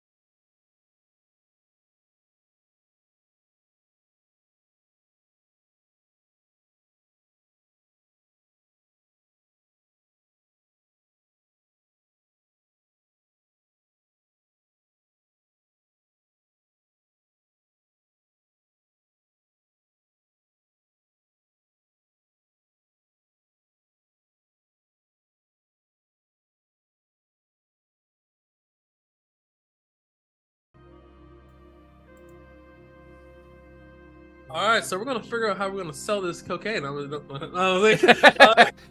ATF, please don't swat. No, wait. Oh, We do not do any drugs are bad. Drugs are bad. Okay. okay. Drugs are bad. But regardless of that, on a more serious note, you guys have left the Filthy Seal with a longtime member of that guild or crew died. Gone no new Sandra, bittersweet kind of way, but it is now 8-9 p.m. now. I don't know, 8. Their relationship status was complicated. It's complicated. Yeah. Or something like that. But it's 8 o'clock at night. Night is falling. You guys have officially left the Filthy Seal. What are you doing now? Yeah, I wanted to hit the alchemist, get some supply before we left. You probably I don't would know do if that we have tomorrow time. morning. You probably would do that tomorrow morning because it's 8 now. Yeah, she's definitely closed up now at this point. But if you guys leave tomorrow, the good thing about game town like this is that people usually start working very, very early. So you can wake up pretty early and by all means get there like So 6 a.m. Yeah, I think it's probably at that point it felt like a very somber note. We probably just I would in my head canon, correct me if I'm wrong, but it's probably a quiet walk back to the ship. I mean, Eat, yeah, and then it's everyone just kind of goes to their separate ways, right? I think Gon would have been pissed on the way out. I imagine just like the anger boiling over as he leaves, and he Kyles the wall as he goes. He just hits it with the 1-2, just boom, smashes it. Pissed, yells a couple times to himself. But yeah, he's gonna head back home after letting out some of that anger on some inanimate objects. I can only imagine like the fact that not only did Gon promise her, I mean, like, to keep Asim safe, or God at least acknowledge that she said that, but then it's like the fact that she that too, man. It's like it's tough, bro. I can only imagine what Gon is feeling. Even though he might not be the most compassionate person ever, he's still a human being. You know what I mean? Gon feels like there's just so many ghosts surrounding him at this point. Do you know what I mean? It's like, yeah, it's like it's heavy. He's still human after all. Even a great warrior seeing his friends die. I mean, like, it's definitely in between points where you're not killing stuff, and it's like, damn. It's just a lot of guilt and anger, and he's really not emotionally mature to deal with that type of thing right now. So he lashes out. Like I said, Harry, is you doing anything tonight? As the night comes No, up. I'm just gonna chill with my lady who's also hurt. I'm gonna take care of each other. Right. She does have enough strength to get up, and she does make you a nice bowl of porridge. This isn't the best bowl. You definitely have better from her, but the fact that she got up injured to make you some food when you came home, she did the best she could there. So Oh, man. She's so nice. because it was made with love, you get 5 temporary hit points. Makes it and then Koa, as you get to the boat, Winnie would actually come up and talk to you, and she would say, "So Koa, are you religious? Are you a religious man? I've seen you drop off one of those symbols there. Are you a religious person?" I do believe in some form of afterlife. I wouldn't necessarily say depends on the definition of religious, but I mean, general sense, yes. Believe there's something that protects us. He says, "Well, I wasn't very religious until I actually started this journey. Even though I'm a Westerner, and my mother and father always tell me about the 3, I wasn't really religious until I joined this journey. And with Gon saving me and the things that we've been through and came out on top, it has to be something out there that's at least giving us a protection and guidance from these threats and things that we face. I think it's the father, the mother, and the child.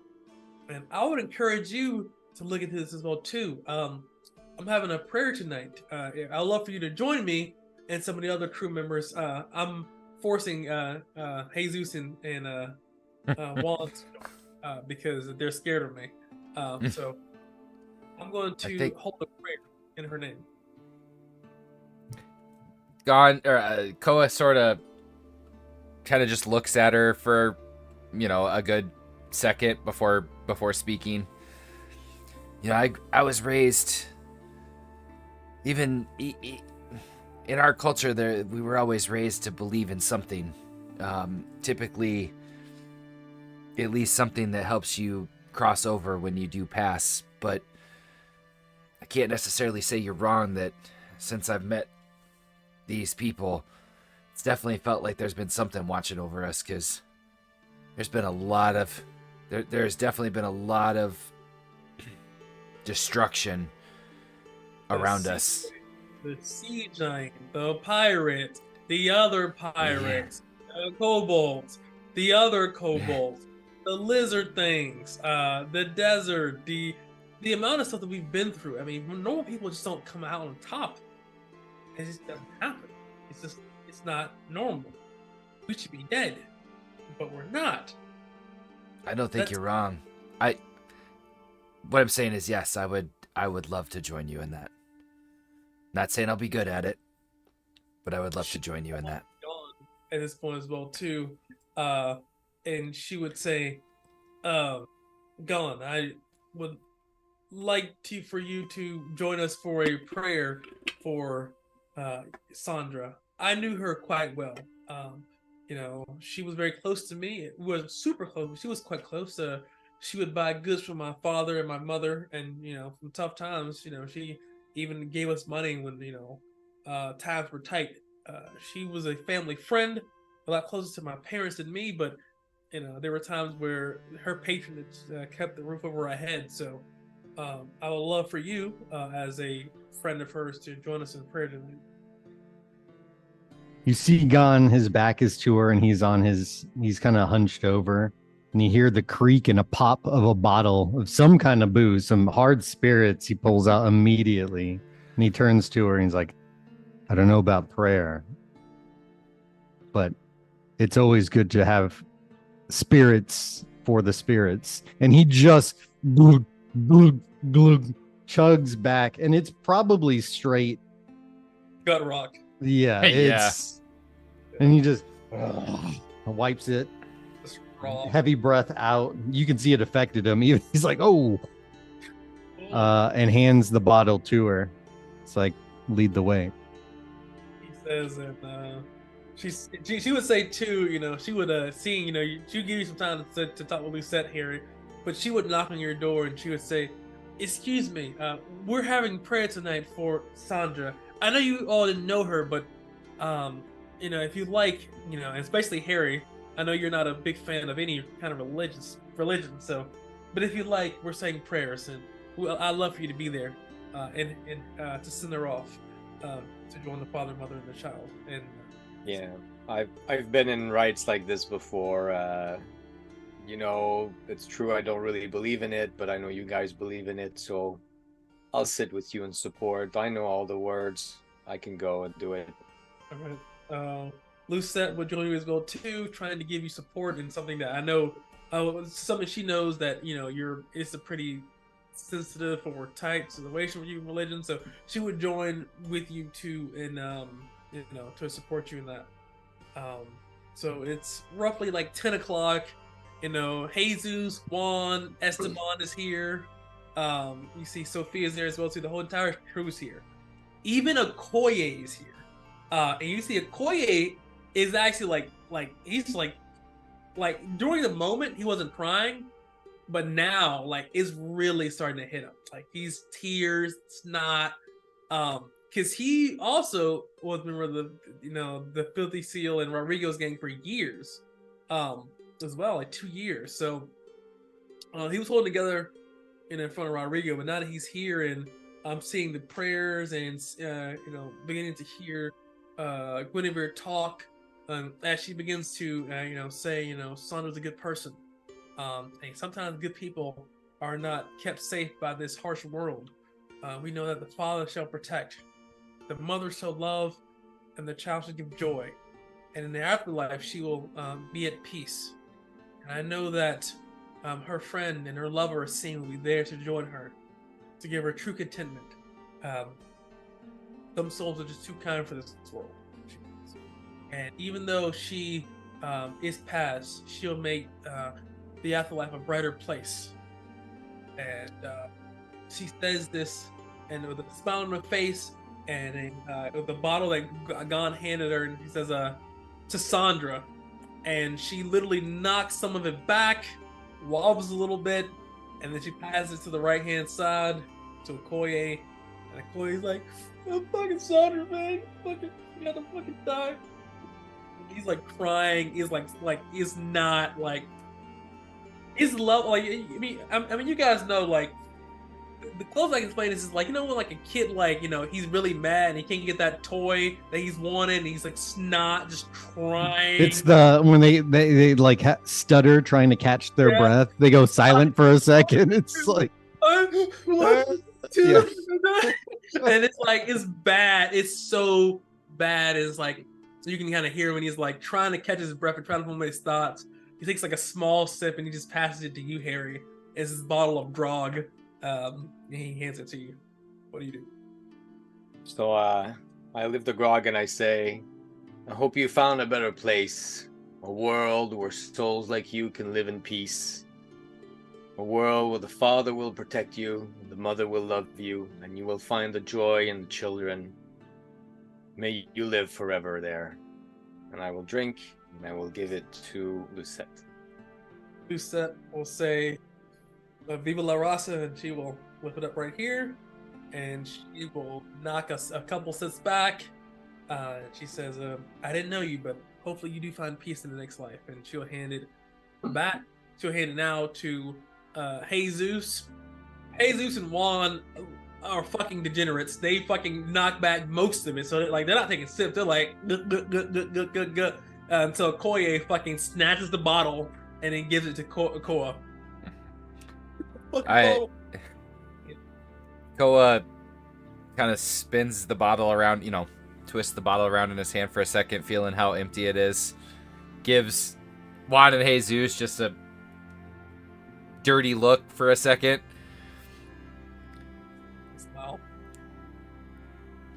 May your journey to the afterlife be forever protected as one that takes you there. Takes that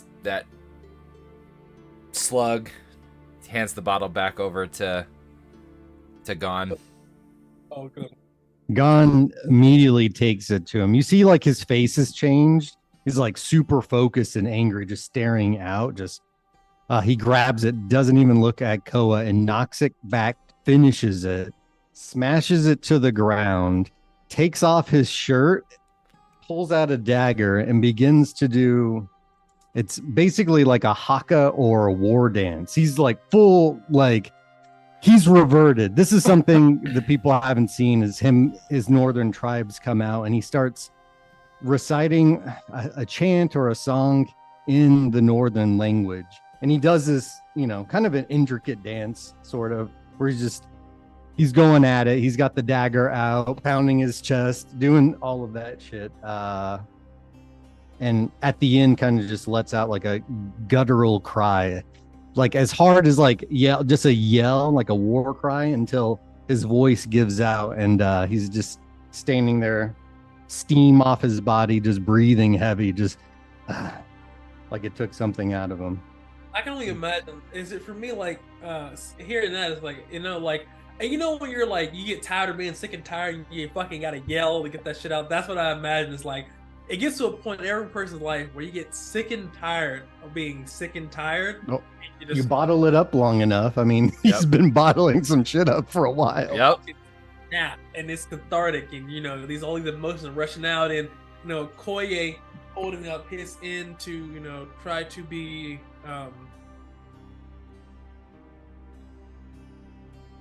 supportive. Supportive. I heard something. Not only supportive, but trying to be this this stoic, strong figure in having real person he really cared about actually die, kind of just hit him to the core, because outside of Dawn, he's known Sandra the longest, and he might have been the closest, but like she was the closest thing to like a sister to him that he's ever had, So Yeah, because they both grew up in the Filthy Seal, right? pretty I'm much. assuming. Yeah. Pretty She much. probably rejected his advance more than anybody else. True. He was the fucking Stu Turner Koye, but but see her actually die, it's like, wow, like it shows the mortality of just how short and brutal life is in this place. So but Especially because she wasn't a person to get in danger, like at all. yeah, she just was just trying to make some money, and She was probably the only decent person in that entire place. that's why you think what Rodrigo is kind of hits him as hard as he did, because one, I mean, the first thing you met him, he said like people die, whatever, but they're just kind of bandits and brigands and Yeah, she was going to go to college and take them all out. Yeah. She had a full He was scholarship. gonna get out of this place. it's like am I taking it out, So What's that movie, Higher Learning? She's Yeah. Omar Epps or whatever. She just- Boys in the Hood. Boys in the Hood with the dude with Ricky when he got shot in the back. yeah, Yeah. it's one of those scenes. The whole everyone's just sad. Yeah. In the- in the hood. Ticket, man. She He had was the the one. ticket. Yeah, take it out, man, take it out. But it's interesting because it's like you definitely think that Rodrigo, it's kind of like now you think Rodrigo is probably going to this full villain mode at this point, because it's probably one of the few people that could talk to him like a normal person, and like that's been there long enough. No, he went Tony Montana. He's He's Say hello to my little friend. Yeah, he's fucking pissed. He said he literally banned not like just Western or like people like men and women. He like banned kids. Yo, if you come to that shit and you're a Westerner, bro, safety's off.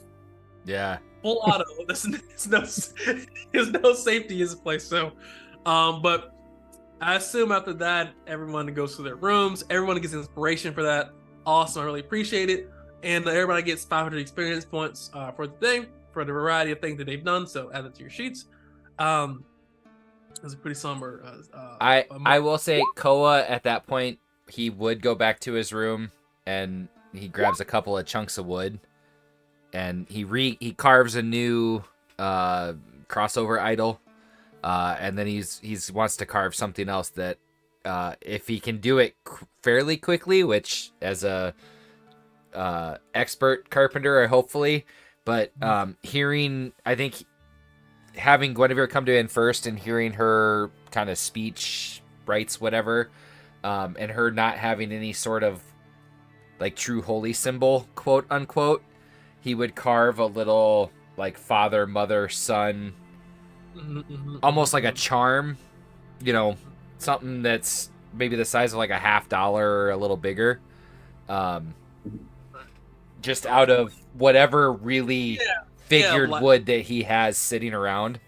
Like they've been repairing your ships. There's plenty of, and obviously every ship has spare wood. If you don't have spare wood, you're gonna fucking drown. Right. Like, so you definitely can do that. I mean, that's their problem. It's the thing there. But give me the intelligence check 3 times, or you're an expert at 3 times, and let's see how well you do it. It's, I mean, you do it. It's let's see how well you 30. That's critical success. So you do it well. Do you leave your signature on the back of it, or do you just have it set up? It's just the little idol has a signature, just like the initials, but the which I'm assuming he's probably done that idol 100 times, so it's just a quick whip through. But the little symbol for Guinevere is detailed out. There's no initials or anything on it, but it's real detailed. You can really tell like the 3 different figures in it. There's not detail like faces or anything, but you can just tell the true difference between the 3 figures. I mean, that's what I'm saying. So you have, wow, okay. So you definitely get it's no problem, and it's excellent. It's wonderfully done. You can clearly see that you're definitely a skilled carpenter. using your chisel to, I mean, just like crush it. 30. Yeah. This is like 15, dude. So Yeah. crush it there. Did anybody do anything else tonight before we go through the next day? You just see Gon. You hear another creak and a pop as he pulls another bottle from the cabinet. He's drinking it, heads to bed, drunk as hell, waving, falls against the wall opposite of the door, and then falls back through it and just onto his bed, just blacked out. Blacked out, man. And obviously, there's no role for a drunk. You're drunk. I mean, at this point, That was. He'll keep going until he does. auto failed that roll. Can I choose to fail the roll? DM. I'm trying to get drunk. Yeah. Like, Can't get drunk, you crit. Yeah. Roll me a con check, natural 20. All right, you drink more. Roll me a con check, natural 20. Okay, you drink more. Your liver is godlike. +1. I've got a +1 liver. With those fucking, a magically enchanted liver, just like, all right, guys, I got some AA. Yes, you guys drank and pass out. I mean, you are like white girl wasted Gone. So the next day does happen. Gone, unless somebody wakes you up, which they won't, you wouldn't wake up naturally until like 10:30. Like, you are fucking drunk, dude. Everyone else was kind of sipping besides Juan Jesus. Juan Jesus for literally like it was like a 6-7 shot fucking They're always wasted, I imagine. Yeah. They're always buzzed. Yeah. For sure. Always buzzing. They took that shit to the head. But it is the next morning. So if anything you guys are doing, obviously, I think for Harry, obviously, make sure you're upkeep with your plants and stuff like that. And another day does pass. That matters to anybody else for healing and such. Well, Harry, you're gonna go to the alchemist, right? Yeah, I'll need to borrow some money though. So knowing that I'm assuming that we would hear Gon like bouncing back and forth across the walls, like drunk as shit. We can all figure he's not gonna be up this morning. We meet in the hallway. So I would probably, I'm assuming, like, let's just say, if you want to say it, we meet in the hallway. You still have some supplies you need to get before we head out, right? Yeah, I'd like to get some alchemical supply. I don't have a lot of money on me though. So if I could borrow another 500 from someone, that'd be great. I think I got you, buddy. Hold on. Let me just give me 1 sec. Step back in my room and grab some copper. And then just before I would go with Harry to the alchemist. I'll give you the 500 copper. Not a big deal, dude. I would just kind of give a quick knock on Guinevere's door. Not expecting her to come with, but just kind of knock on her door. She's up. I mean, she's up. It's like, what, 6 a.m.? I expect her Probably. to come. I don't want to go just the two of us. Okoye would come too, but Okoye, he's not drunk. He's just fucking, he's like distraught. He's like a lot better than he was last night. He's like, but he has the dry tears on his face. It's like emotionally drained. Emotionally, that's a good word. All right. So I would say then the four of us start heading towards the alchemist. Okay, it's 6 a.m. Criminals don't work at 6 a.m. Roll a D100, less than 5. So I'm gonna take that one. Yep. D100. It's a 5% chance. Okay. Oh man, I rolled so high. We've been in the 70s this whole time. Yeah. Good. All right. Well, you guys make it there. Breaking the curse. On the way there, I would just kind of slide, 3-4 steps back from Okoye and Harry, and I would just look over to Guinevere. You kind of inspired me with your speech, with your prayers last night. So I stayed up a little bit, and given the kind of the holy nature of what you were saying, here, and he's gonna just hand her the little. He has a little hook on the top. He's figuring she's a leather worker, but it just has a little hook on the top like a charm. I made this for you just to, I don't know, I found it fitting. And he'll just kind of hand it to her and then speed up a couple of steps. She looks and smiles and says, "Thank you. I really appreciate this. This is one of the best gifts anybody's ever given me." He says, "Man, you're like, you're like a brother to me. Out of everyone here, you're the nicest to me." Really appreciate that. Just been friend zoned. Oh my That's God. that's literally how he has felt the entire time. So it doesn't bother him. Oh yeah, so yes, but like she says it not in the weird way. She says it like Yeah. you're actually like a brother to me. It says She's one of the boys. It's exactly. That's how that's exactly how he was just like, you are in this, so we're gonna do everything we like. That's the whole body language that he's given off. But I will say this: you have spent the most time with Guinevere, so I'll say this: give me a wisdom check. It's a raw wisdom check. It's gonna be a DC 20. 23. Oh. Okay. Yeah. Okay. Now, being around Guinevere for so much in the tavern and like that, you would know that Guinevere has never shown any interest at any man that she's ever come across in the entire time that you've known her. Yeah. And you've noticed that she tends to spend a lot more time with women similar to Okoye, and she is 100% a lesbianist. 100%. Or at least she's a journeyman lesbian. Yeah. She's ranked up. Yeah. Level 2, but yeah, something that at this point, spending this much time, you definitely notice. I don't think Guinevere has to roll to understand that the reason that he's feeling nervous about handing her a gift is like that same reason when you make something for a family member and you want them to like it, and you hope they like it. Where if you give it to just a random person, you're like, here, fucking take it. You know? Yeah, and you would know as well talking to Guinevere that she's a straight shooter. She's straight genuine. So as you hand her this, she would accept it, and on her face you can clearly see like, wow, this is like great, and this is amazing. She looks at you, she looks at you and she gives you a hug and says, "Thank you so much. May the Trinity protect you." And she says, "I'll wear this," and you literally see like she just has leather strips on her person. As a leather wear, she's leather. So she pulls out a leather strip.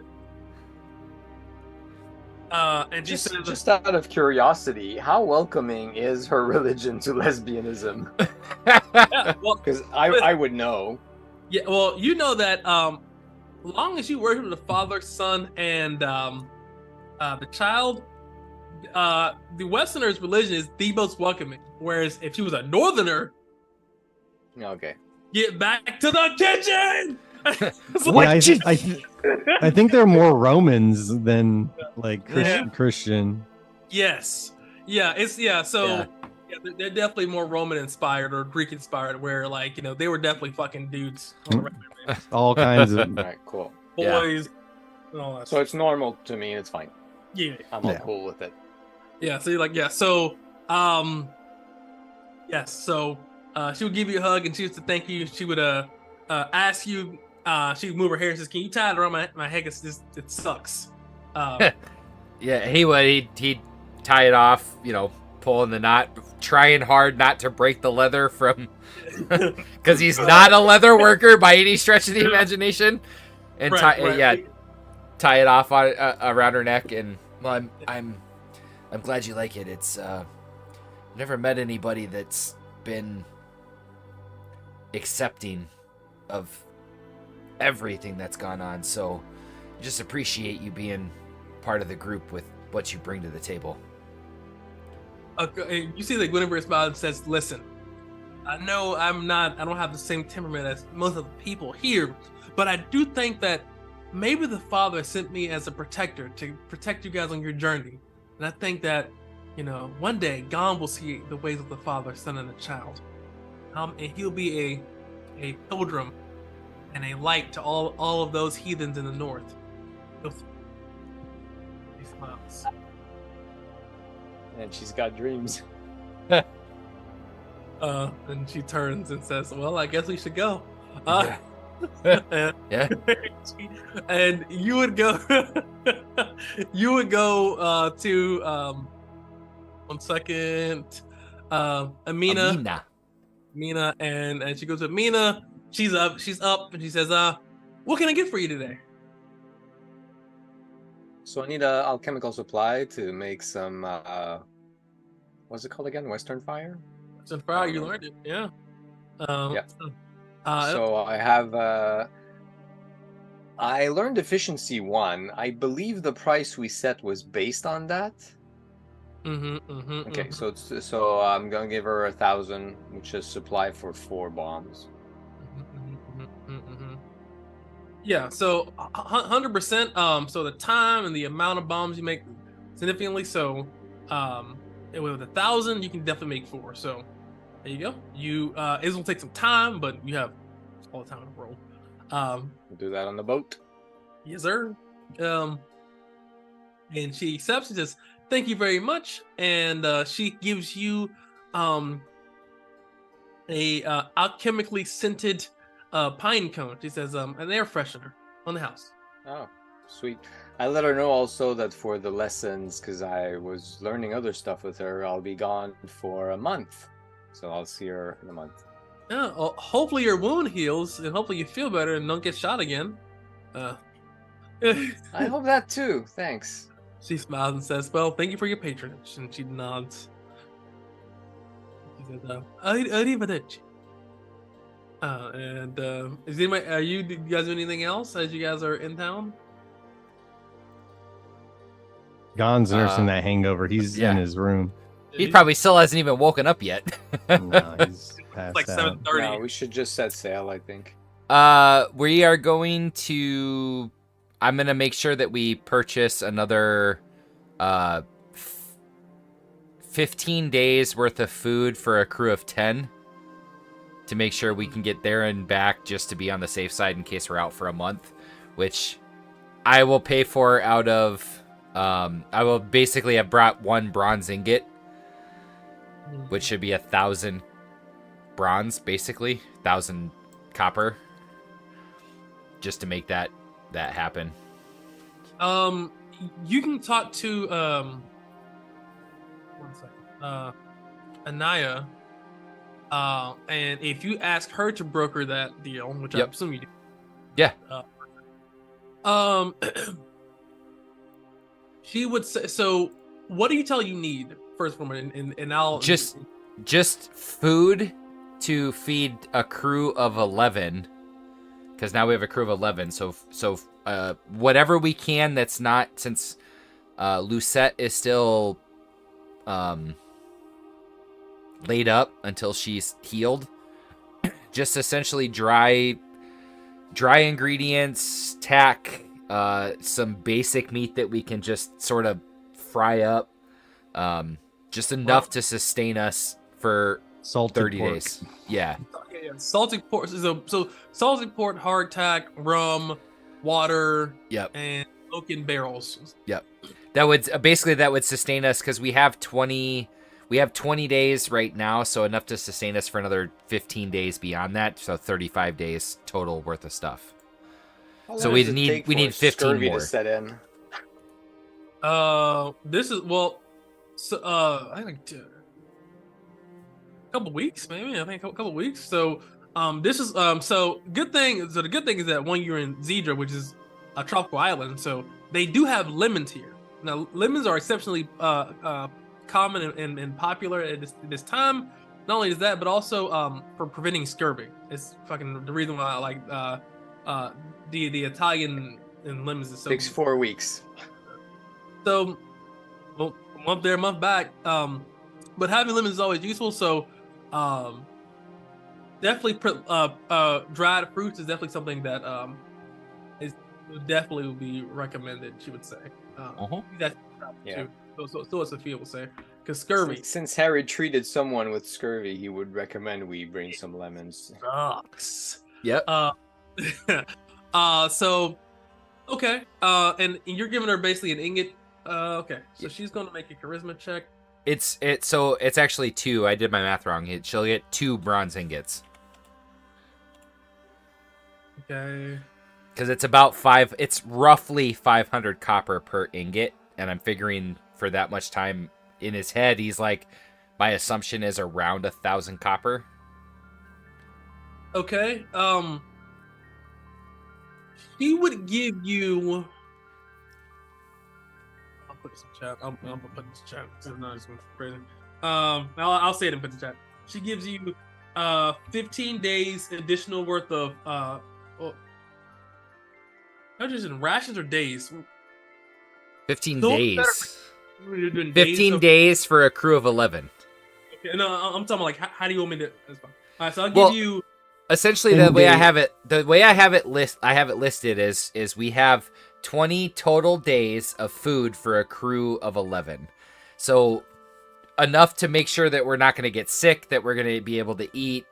I mean, somebody could get sick if they roll really, really bad, however you want to do it. But essentially, just for a crew of 11, how many days would 2 bronze ingots, roughly 1,000 copper, get us in food? In sustenance. Yeah. That's fine. I'm saying, like, how do you want me to break up like the different food types? Do you want me to give you just in days, or you want me to give you like in just like rations worth of? Do you want me to have it listed out in all those different pieces, or is it? No, I'm just asking. If not, then I can just give it to you in days. Yeah, just tell me how many days. Yeah, tell me how many days. Just one. I don't want to bug your funk sway here. All right, here we go. Yeah, no. So she gives you 20 days worth of rations, which includes salt pork and all this stuff. 20 days for your crew of rations. Yep. So, okay. Days of rations. She also has 1 barrel of dried lemon. That's just separate. That's kind of a weekly thing, or I think like every 2-3 days to keep scurvy off. Yep. So that's good. You won't die from scurvy. She also buys 2 50-gallon barrels of rum because you need grog so you won't die. And she also gets like 40 days of water. Okay. And that's for the group. So she gets So if for the guys at home, or people, ladies at home, whatever. So water tended to definitely go bad. So one of the ways that they have preserved it or made sure water was okay to drink was mixing with rum, because rum is alcohol, which, as you know, alcohol tends to not let a lot of bacteria build up. So they did mix rum and water, which is grog. So it's exceptionally common, and even for the time, some people, some sailors didn't even like water after they've been sailing so long. They just think just grog is just the way to go. So you guys have that, lemons, all the food and things like that. Perfect.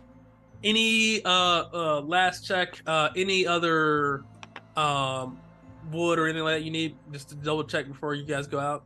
You guys got everything you need as far as extra goods, extra stuff, extra sails. You guys have been gone for 2 weeks. We still have a full box of ship repair items. Okay. We still have probably want an extra sail just in case, because that can happen. You can repair a sail, but to be honest, our sails are already repaired, so we probably should get a new set. Yeah, we should.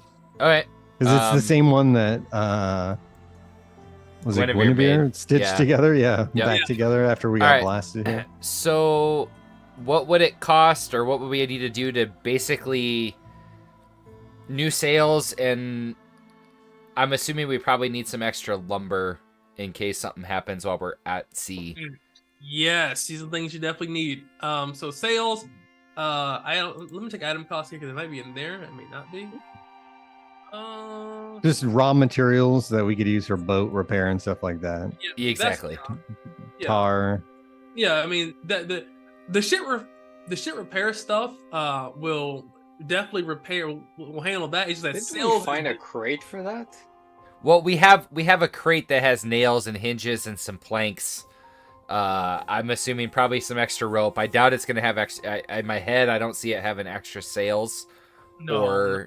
Yeah, so just enough to have a full set of extra sails and a little more planks than what just a basic box of ship repair would do. I would Yeah. say sails would cost about 350 copper pieces. Okay. So let's do that. Do you have extra sails in case they freeze or whatever happens? You have an extra pair of sails because that you don't want to be without sails. That shit. We would probably fix it in patches anyway, but having Correct. We could, but ones- to have a full extra set, if we need to just slap them up instead of waiting to get fixed, because we got to get out of somewhere, is a good idea. And then and some other and- lumber, some other planks, and so ship repair stuff. Basically, however much copper you want to spend is how much things you want to get. So obviously repairing stuff, it's a one copper per the total amount. So if your boat gets damaged for 50 copper pieces worth of damage, you need 50 copper pieces worth of ship repair. Okay. So if the sales are 350, if we had used one more bronze ingot with the alchemist when she was doing the shopping for food and stuff, could we have put that in there as well and done a 150 copper worth of planks and just the random items you would need, like basically another ship repair box? Hold on, I got you. Charisma check. Okay, no, hold on, sorry. Charisma check. All right, you get 250 copper pieces worth of ship repair stuff. So Okay. That's the other thing, the above table, because like you guys are on the high sea. Definitely make sure you're good, because once you leave, you're out there, dog. Yep. There's no, you can come back, but it's 2 weeks. You only can try so that should be good then. So okie dokie. All right, so confirmation, guys. Gone. You ready? I'm ready. Are you ready? He's passed out in his chamber, but he's on the boat. He's on the boat. he's Harry, on you the ready? boat. Harry is ready. All right, Koa, you ready? Can't wait to get out. Koa is standing at the helm, next to Sophia, watching everything she does to learn everything he can possibly learn about being a mariner. You're holding her pocket. Right. Yes, he's her bitch at the moment. He's older. Fair enough. All right. Above table. You guys have entered a new era like civilization. You guys are seafaring now. You guys are gonna be on the high sea. Well, hold on. Let me move you guys back over to the map. I think you have to at least the first day is leaving the silver here. You guys are on the river. So let's go there first, and then you guys can. So first day is you guys move 10 tiles. Yeah. So you guys can you guys can get like here first day, I think. So first day, the river isn't that dangerous compared to the high sea.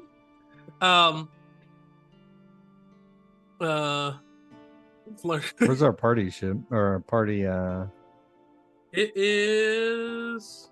pin? Hey, I've paid right now to learn 2 different stats, so or There 2 you go. different things. So that's what I want to learn. That's true. Hey, so you see, so the first thing you want to learn is quick feet 1, which is good. The first thing I want to learn is sea legs. Oh yeah, sea legs. Not Then Well, I'm you gonna got- learn quick Oh, feet yeah. 1. well, sea legs. You got to Wow. be 2. You got to be 2, don't you? Do we have sea legs? Right? No, Or- it's sea legs 1 and sea legs 2. You have 2 of them. Yes. Sorry, they blur together. While we're on the ship, I asked Gon if he wanted to learn some recipes. I can teach him to make the health pots. I think that's what you were interested in. Oh yeah, we did talk about that. Yeah, at some point he'd wake up mid-afternoon. I'm sure we're already have set sailed at this point, Yes. and come find you in your workshop. All right. Well, his so- room, because we haven't actually built the workshop yet, No, because we No. left before No, we the- finished it all. my workshop is not built. I No, thought he- I Well, think you it have is. you It's have furbished. the gardens. You have the. I think okay. I could be Yeah. wrong. The grow area was not done yet. Because we did the kitchen first, and we were working on the so I have all that bunkhouse. stuff in my room right now. Yeah, and then we were working on the bunkhouse to get more people, Okay. and then it was going to be the grow area. So we needed another 2 weeks before the grow area was done. That's fine. All right. I can I'm still gonna- teach you though. That doesn't really matter. Yeah. No, dude, My that's room doesn't. smells funky though. mid game, guys. If you like Skyline, what's the game called? The city builder, what is it? The Skyline. City Skyline. City, Yeah. City Or Skyline. Sim City. Yeah. I was gonna say civilization. That's so. Yeah. Either one. It's civilization to you. It's getting civilization. Sim City. It's getting up there. You guys are a little community, but you guys are first day. Give me a D100. Don't roll less than 15. I think it's that's back on to me now. No, I think it's on Oh, me. no, Last you one. started. You're right. Yeah. I'm in the middle. I'm right in bitch. Oh, rolling so high. Healthy roll. First day. You guys. Okay. Can you guys move the pen right here? Yeah, it's 10 tiles, eh? We'll It's leave out. that to our fearless I think it leader. was right here. I was measuring it earlier. That Yep. sounds good. Under me. All right. Cool. Second day passes.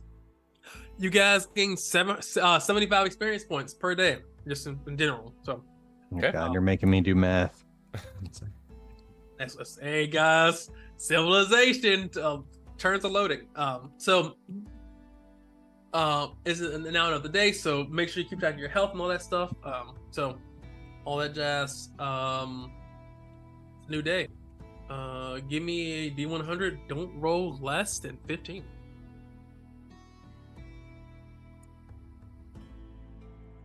I think that It's is a- you, Gone. Yep. New dawn, it's a new day. It's a new life for me. All right, so that takes you out of here. Well, whoa. It takes you out to the. Whoa. Okay, it's scratched. It was like holy. So you guys are now officially now it's a new era. On the second day goes past, so another 75 experience points. It's now day 3. Oh my. You guys are officially now seafarers. You guys are out there on the open sea, guys. You don't know if you have a boat. All right. Rags Getting a knuckle. motherfucking boat. Right. So that's 2 days in. We're 2 days into this right now, right? Days out of 14. So far, so good. No Awesome. Here we go. All right. D100. Mine. 25. You guys Let's are go, open. let's go, You let's said go. you said don't roll under 86. 25. Yes. Nah, don't roll on 25. You guys on Okay. open sea now. This is dangerous. Yep. Yep. All right. Going well. 3rd days has went by without no problems at all. Our average is going up somehow. Right? So no storms, no bad wind. I mean, it's been pretty smooth sailing. Isn't that what happened right before we met a fucking giant in the sea? Yep. What goes up must come down. So Above table, I will say y'all had a shit ton of fucking. Like the sea is literally not moving. It's Yeah. not moving at all. He Not warned moving. us. He warned us. It's like It's all right. literally this is not physically possible. we had really no choice to get out. We had to go back. Yeah. We did. We're- We did. So, but anyway, day 4. I don't get your 75 experience points. Is day 4 out of the 14. 14. Yep. So give me D100s as you get deeper and deeper out to sea. Now, the silver heel is like a small dot in your peripheral. You guys are out there, right? Give me a D100. Don't roll less than 83. 83. Yeah, man. 20. Ooh, going We just- pretty Rolling so high. good. All right. Guinevere is an explorer that also includes on sea. I'm gonna say here, once a week she gets a chance to find some stuff if possible. So somebody give me a D100. The higher you roll, the better. Oh God. I But think technically, it's me. your turn, Gone. Yep. All right. Pretty above Not average. bad. Bad. Okay. We got him here. Okay. Give me a 3d6. Okay. As you are traveling, you see that there are.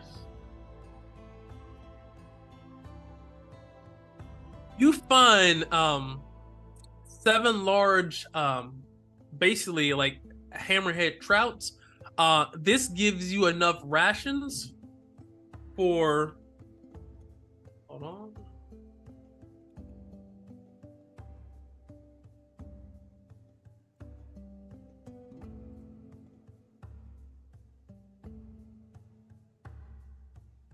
This gives you 36 rations.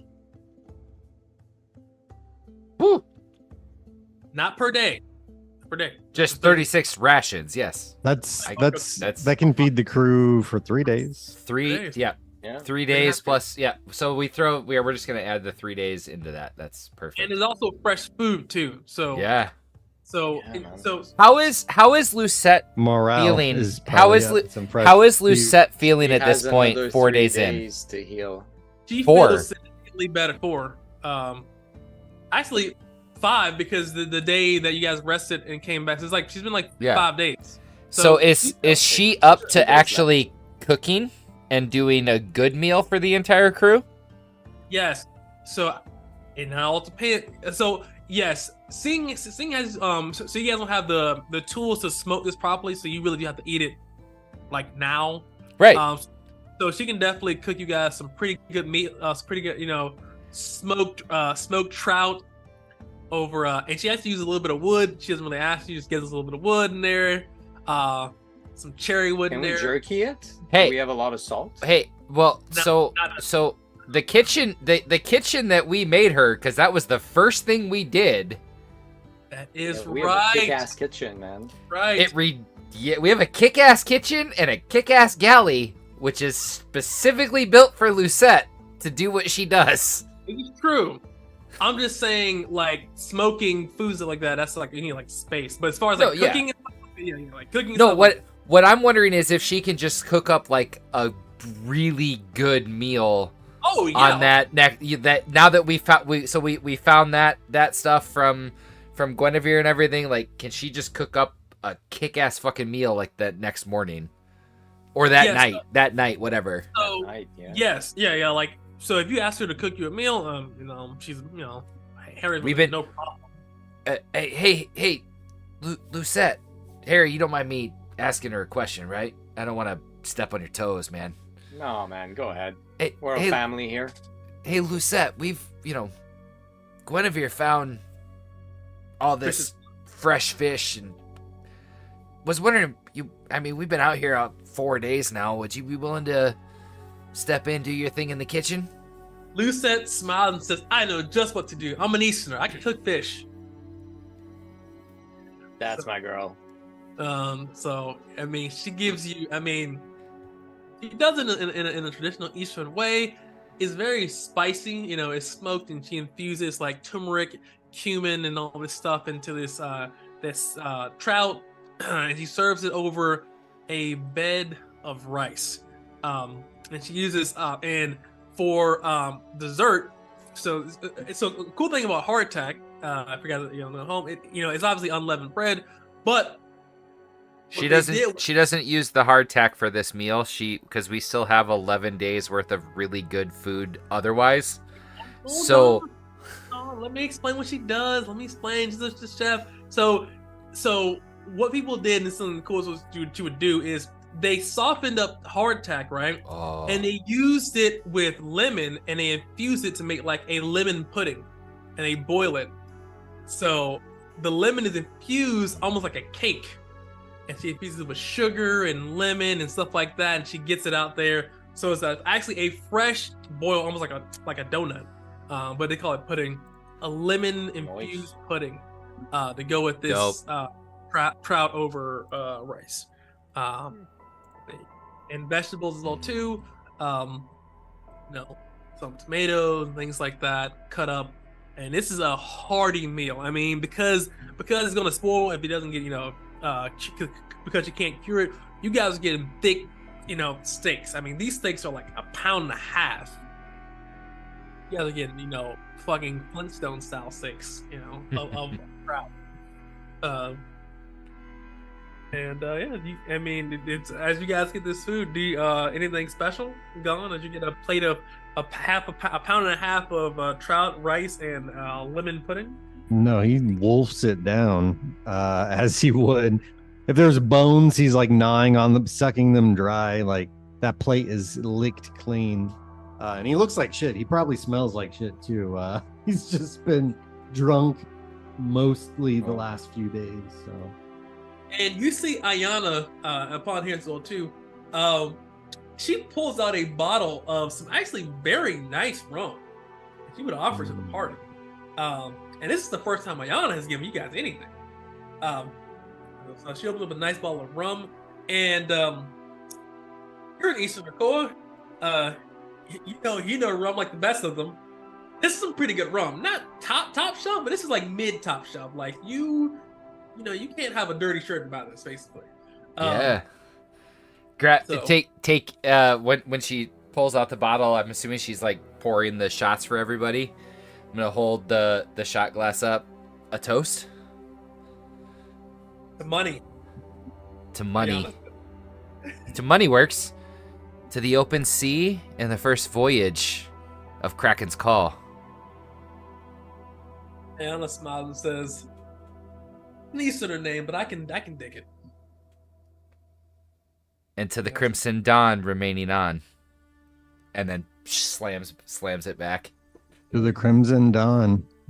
Does To the friends, and may they stay alive. And Anakoye says, "To money. I'll buy a feature that way. I'll make my own clan."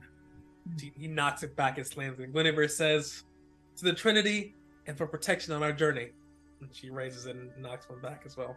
And Juana like, "Hey, booze!" And they're just knock them back. Sophia just nods and she just drinks it normally. Not like Esteban says, "Hey." He knocks it back and he says, "I'm 2 pubs. I gotta have 2 shots." And Ayana begrudgingly, I was like pulling teeth, pours him the stingiest shot you've seen on this side of the river. Love it. Literally, it's like it's like she does not want to give away anything more than what she's what somebody asked for. It's like pulling teeth. And then once everybody's taken the shot, because I do know rum, I'm gonna nod to Ayana. Thank you for pouring some of one of the better rums that I've tasted in a long time. He nods. And he says, "I think it'd be good for morale in case we do get attacked by pirates. I think you'll fight harder if you're, you have the fiery blood of your people in your blood. You eat a little bit of rum, you gotta take over a castle or something." And then he sort of like hearing that, just sort of like takes his other glass of whatever grog and just raises it to her. And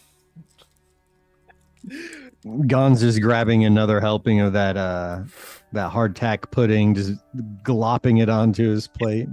It's so strange. Like, so it's called pudding, but it's really like a lemon donut hole. It's like a giant. Yeah, it's like English. What is it? English? Like it's blood pudding. Yeah. No, not blood. No. Pudding. Yorkshire pudding. You know what? Like, Yeah. Yes. Oh, yeah. Yes, it's like Hell that. yeah. Like a ball. So like in how she would cook, and you guys would know, is like she mix all the ingredients and like over a boiling pot of water. She wrap a cloth with the He's definitely getting some more of that. He's got a sweet tooth. Yeah. So it's something that if you guys His teeth didn't get this bad. For a reason, yeah. Yeah. pirate stuff, something that like hardtack, you always think of it like, oh, it's gonna break your teeth, but like it's the one That is cool. really mix it up, and that's what they did. That's what you got to do, We have a dessert like that here that's called grandfather and syrups, which is just like balls of dough and we put maple syrup on it. Yeah. It's like hot maple syrup. That shit is fucking good, man. Oh man, so it's something that I think because everybody's so like a seafarer, so everybody's made hardtack palatable. If you after 60 days at sea, you gotta mix it up a little bit, right? Oh yeah, 100%. 60 And we're days. only we're the only into sugar's the a fourth. luxury item. Yeah, and we're only into the fourth day. So Right. Yeah. So seeing it's a short journey and seeing that you guys have more than enough, using lemon and stuff like that, to keep you guys once from having scurvy, I think is a pretty good measure. So I just want to have that moment there. Temperate HP. that was dope. That moment was dope, by the way. It's all I'll good. take some temp HP. I would say Lucettes gonna roll because he's a cook. See how well she cooks this. Really good. You guys get 15 temporary hit points. Oh dang! Is that with the +5 from the upgraded kitchen and galley, or is that without it? So it's 20 temp. So we get 20 temp, boys. Oh shit. healthy? Yeah, I mean it's fresh fish. You guys are hydrated. The morale is at a sky high. You guys have got no danger. No one's died. No one's broken any limbs. Yeah. We need to calm down though, because Yeah. We're healing and not getting hurt. This is great. Yeah. The All world right, is so- not just trying to actively kill us. No, yeah, we're in a good For a spot couple right now, days, but let's man, see yeah. what happens. So, The number, We all- it's bound to happen. oh yeah, I'm assuming we all go to bed day 4, Day feeling 5. high, or it is day 5. Okay, feeling just Day 4 about to be day 5. Sorry, I'm gonna yeah, go. yeah, just feeling like higher than a kite in terms of morale and everything. This is awesome. All I can imagine is like, and when Andy Dufresne was painting the fucking the roof, and he was like, Yeah. Yeah, And he had that curious smile on his face. Yep. He's just, dude, I love that movie. we It's so good. I enjoyed said a we few like- beers that day. he What said, movie is that? I know that name. Shawshank. Shawshank Shawshank Redemption. Oh, right. Yeah. Oh, fuck, yeah. Yeah, after he gets the guy's beers, Like, such a yeah. great scene. Yeah, because it's like he's like, Feeling like a He man. crawled through a Yeah. mile of shit to get himself out that day. And he came out clean. it's- Yeah. I gotta watch the Oh, movie yeah. again. Damn it, It's probably my favorite movie of all time. dude! I don't, It's an it's awesome up movie. there. It's top 5 for me. It's great, bro. It's like, dude, it's like it's just great. Get busy, like sorry, get busy, little, you're busy. All right, okay. All right, day 5. Yeah. Day 5 out of 14. All right, D100. You guys are now. You don't see the Silver Heel at all, or anything, any kind of major, Ocean pure. to the see horizon nothing. in all directions. But you have Sophia, and she is a master navigator. So Yep. you worries, but Turn is say what? Yours, it? Who's- Oh, Your turn. yours, Harry. D100. Don't roll less than 25. Oh, Oh, Yes. damn! Yeah, day 5, and above table. If you guys didn't have, I'll tell you, And that roll's got a fat ass on it. The roll got something. thick over there. But if you guys didn't have a navigator, like it'd be like a 65% chance of you guys fucking some shit up. Like if you hide, because you wouldn't be able to avoid, inclement weather or dangerous spots or